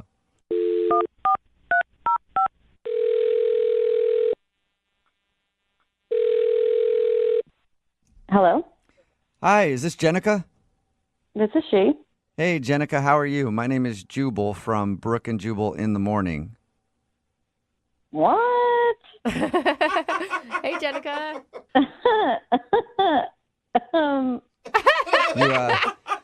You're obviously familiar with the show. No. No, you're not. It sounded like you were. Sounded like we were all friends. Yeah, no, I don't know who you people are. Oh, okay. okay, Well, so- you're just an easy one to please, Yeah. apparently. Yeah. Anytime you get a call from somebody you don't recognize, you kind of laugh and are like, "Oh, hey, you! Thanks for calling." I bet it's genius. That's got to throw telemarketers off. All right. Well, Jenica, it's a radio show. It's called Brooke and Jubal in the Morning. Okay. Okay. Anyway, I'm calling you today because we do a segment on our show called the Second Date Update. So, a dude named Brett emailed in about you. Oh, okay. You got a few minutes to tell us about your date with Brett and maybe why you don't want to call him back? Oh God, this is weird. Okay, I just didn't like him. I don't know what his deal was. Just not interested. Is there a reason, though? Did he do something strange? I mean, this is strange. I mean, everything about this and the date was a little strange. Was it awkward right from the beginning, or did he work into awkward for you? It wasn't awkward at the beginning, but what was weird was that he got up to go to the bathroom, and he was in there for like 10 minutes. So that was a little weird, and I kept looking over at the bathroom to see, when he was going to come back. And when he finally came out of the bathroom, I noticed that he came out of the women's room. Yeah, and so... Wait, was it like one of those restaurants where they're like trying to be cutesy and they're naming the women's and men's like different things? And No, it was definitely labeled men and women. Oh, definitely. okay, Yeah, straightforward. no, nothing kitschy. No. Okay. Did he address why he was using the ladies' room instead of the men's room? No, he didn't say anything, and I didn't say anything. I figured probably it was an accident. I was going to give him the benefit of the doubt. But then, like 10 minutes later, he excused himself to go to the bathroom again, and I was like, okay.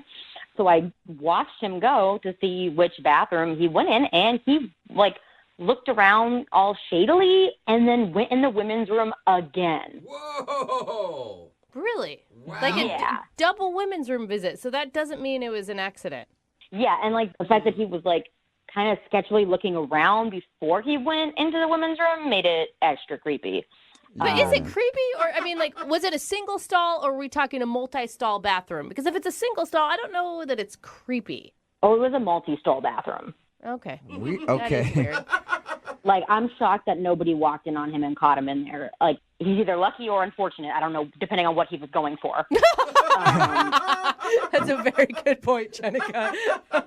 We talked to him about your date, and he didn't mention that. So I was texting my friend about it, being like, oh my God, this guy that I'm on a date with just went in the women's room twice. And while I was mid-texting her, he had come back, and he scared me. He grabbed me and was like, it's me! Surprise! Oh my God. Sounds like a fun date to me. Yeah. Yeah. So I don't know. He was just giving me serial killer vibes. I don't know. Okay. Who goes in the women's room and then comes out and scares your date? That's super weird. He did tell us that you hugged him at the end though. Well, I mean, he paid for dinner. I felt like it was the least I could do. Yeah, and you just want to get out of there as quickly as possible. So it's like, yeah, sure, Yeah. I'll hug you real quick, and then I'll never talk to you again.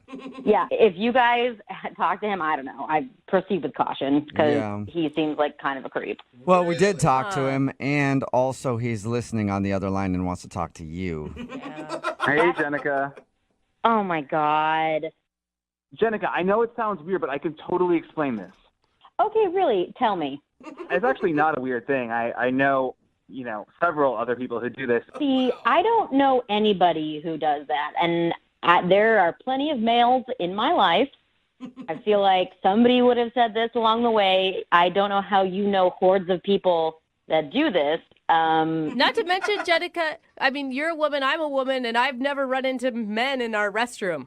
Right. Well, let me just be clear. I always make sure to look to make sure that there's not anyone in the restroom, and that's why I was looking around, because if there was, I would have definitely not used the women's restroom. Okay. Then how do you stop someone from walking in?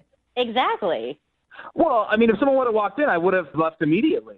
Well, that can really ruin things when you're going to the bathroom.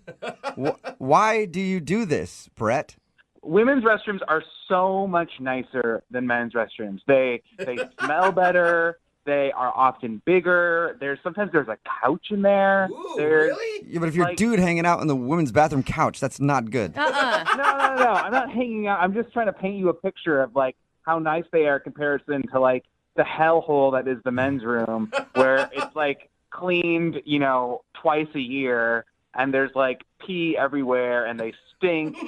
So shouldn't your mission be I to really like recommend? No, but seriously, I really recommend like guys out there to try this out. Because stay away from our bathrooms, Brett? And here's the thing: make your mission like I don't know, banding together with your bros to make your own restroom cleaner. You know what? I just think he's making this up. I think that I caught him doing something weird, and he's just making up this whole thing to make it seem like it's normal that he uses the women's restroom. No.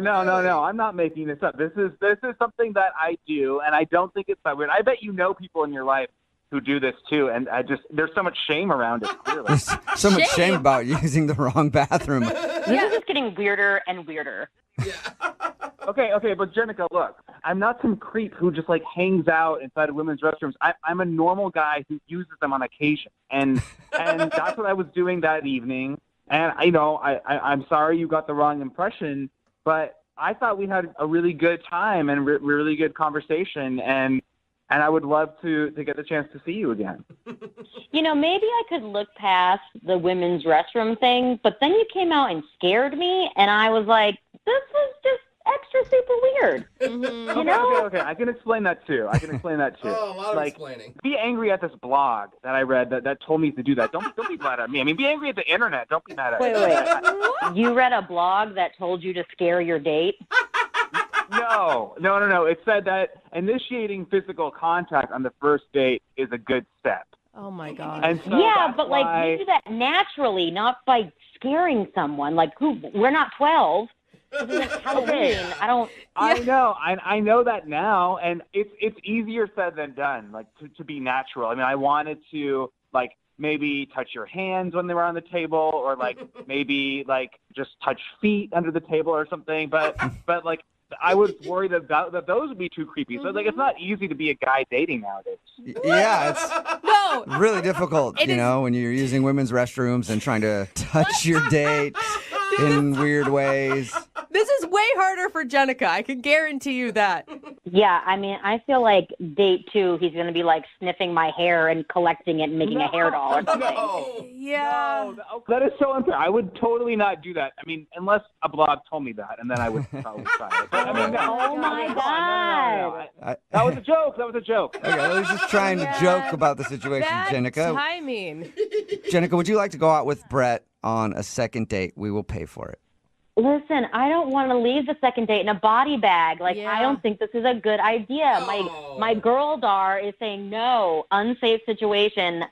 I'm all set. Yeah, good job, Jenica. Brett, I'm sorry that you didn't get a second date. Did you at least learn anything from this?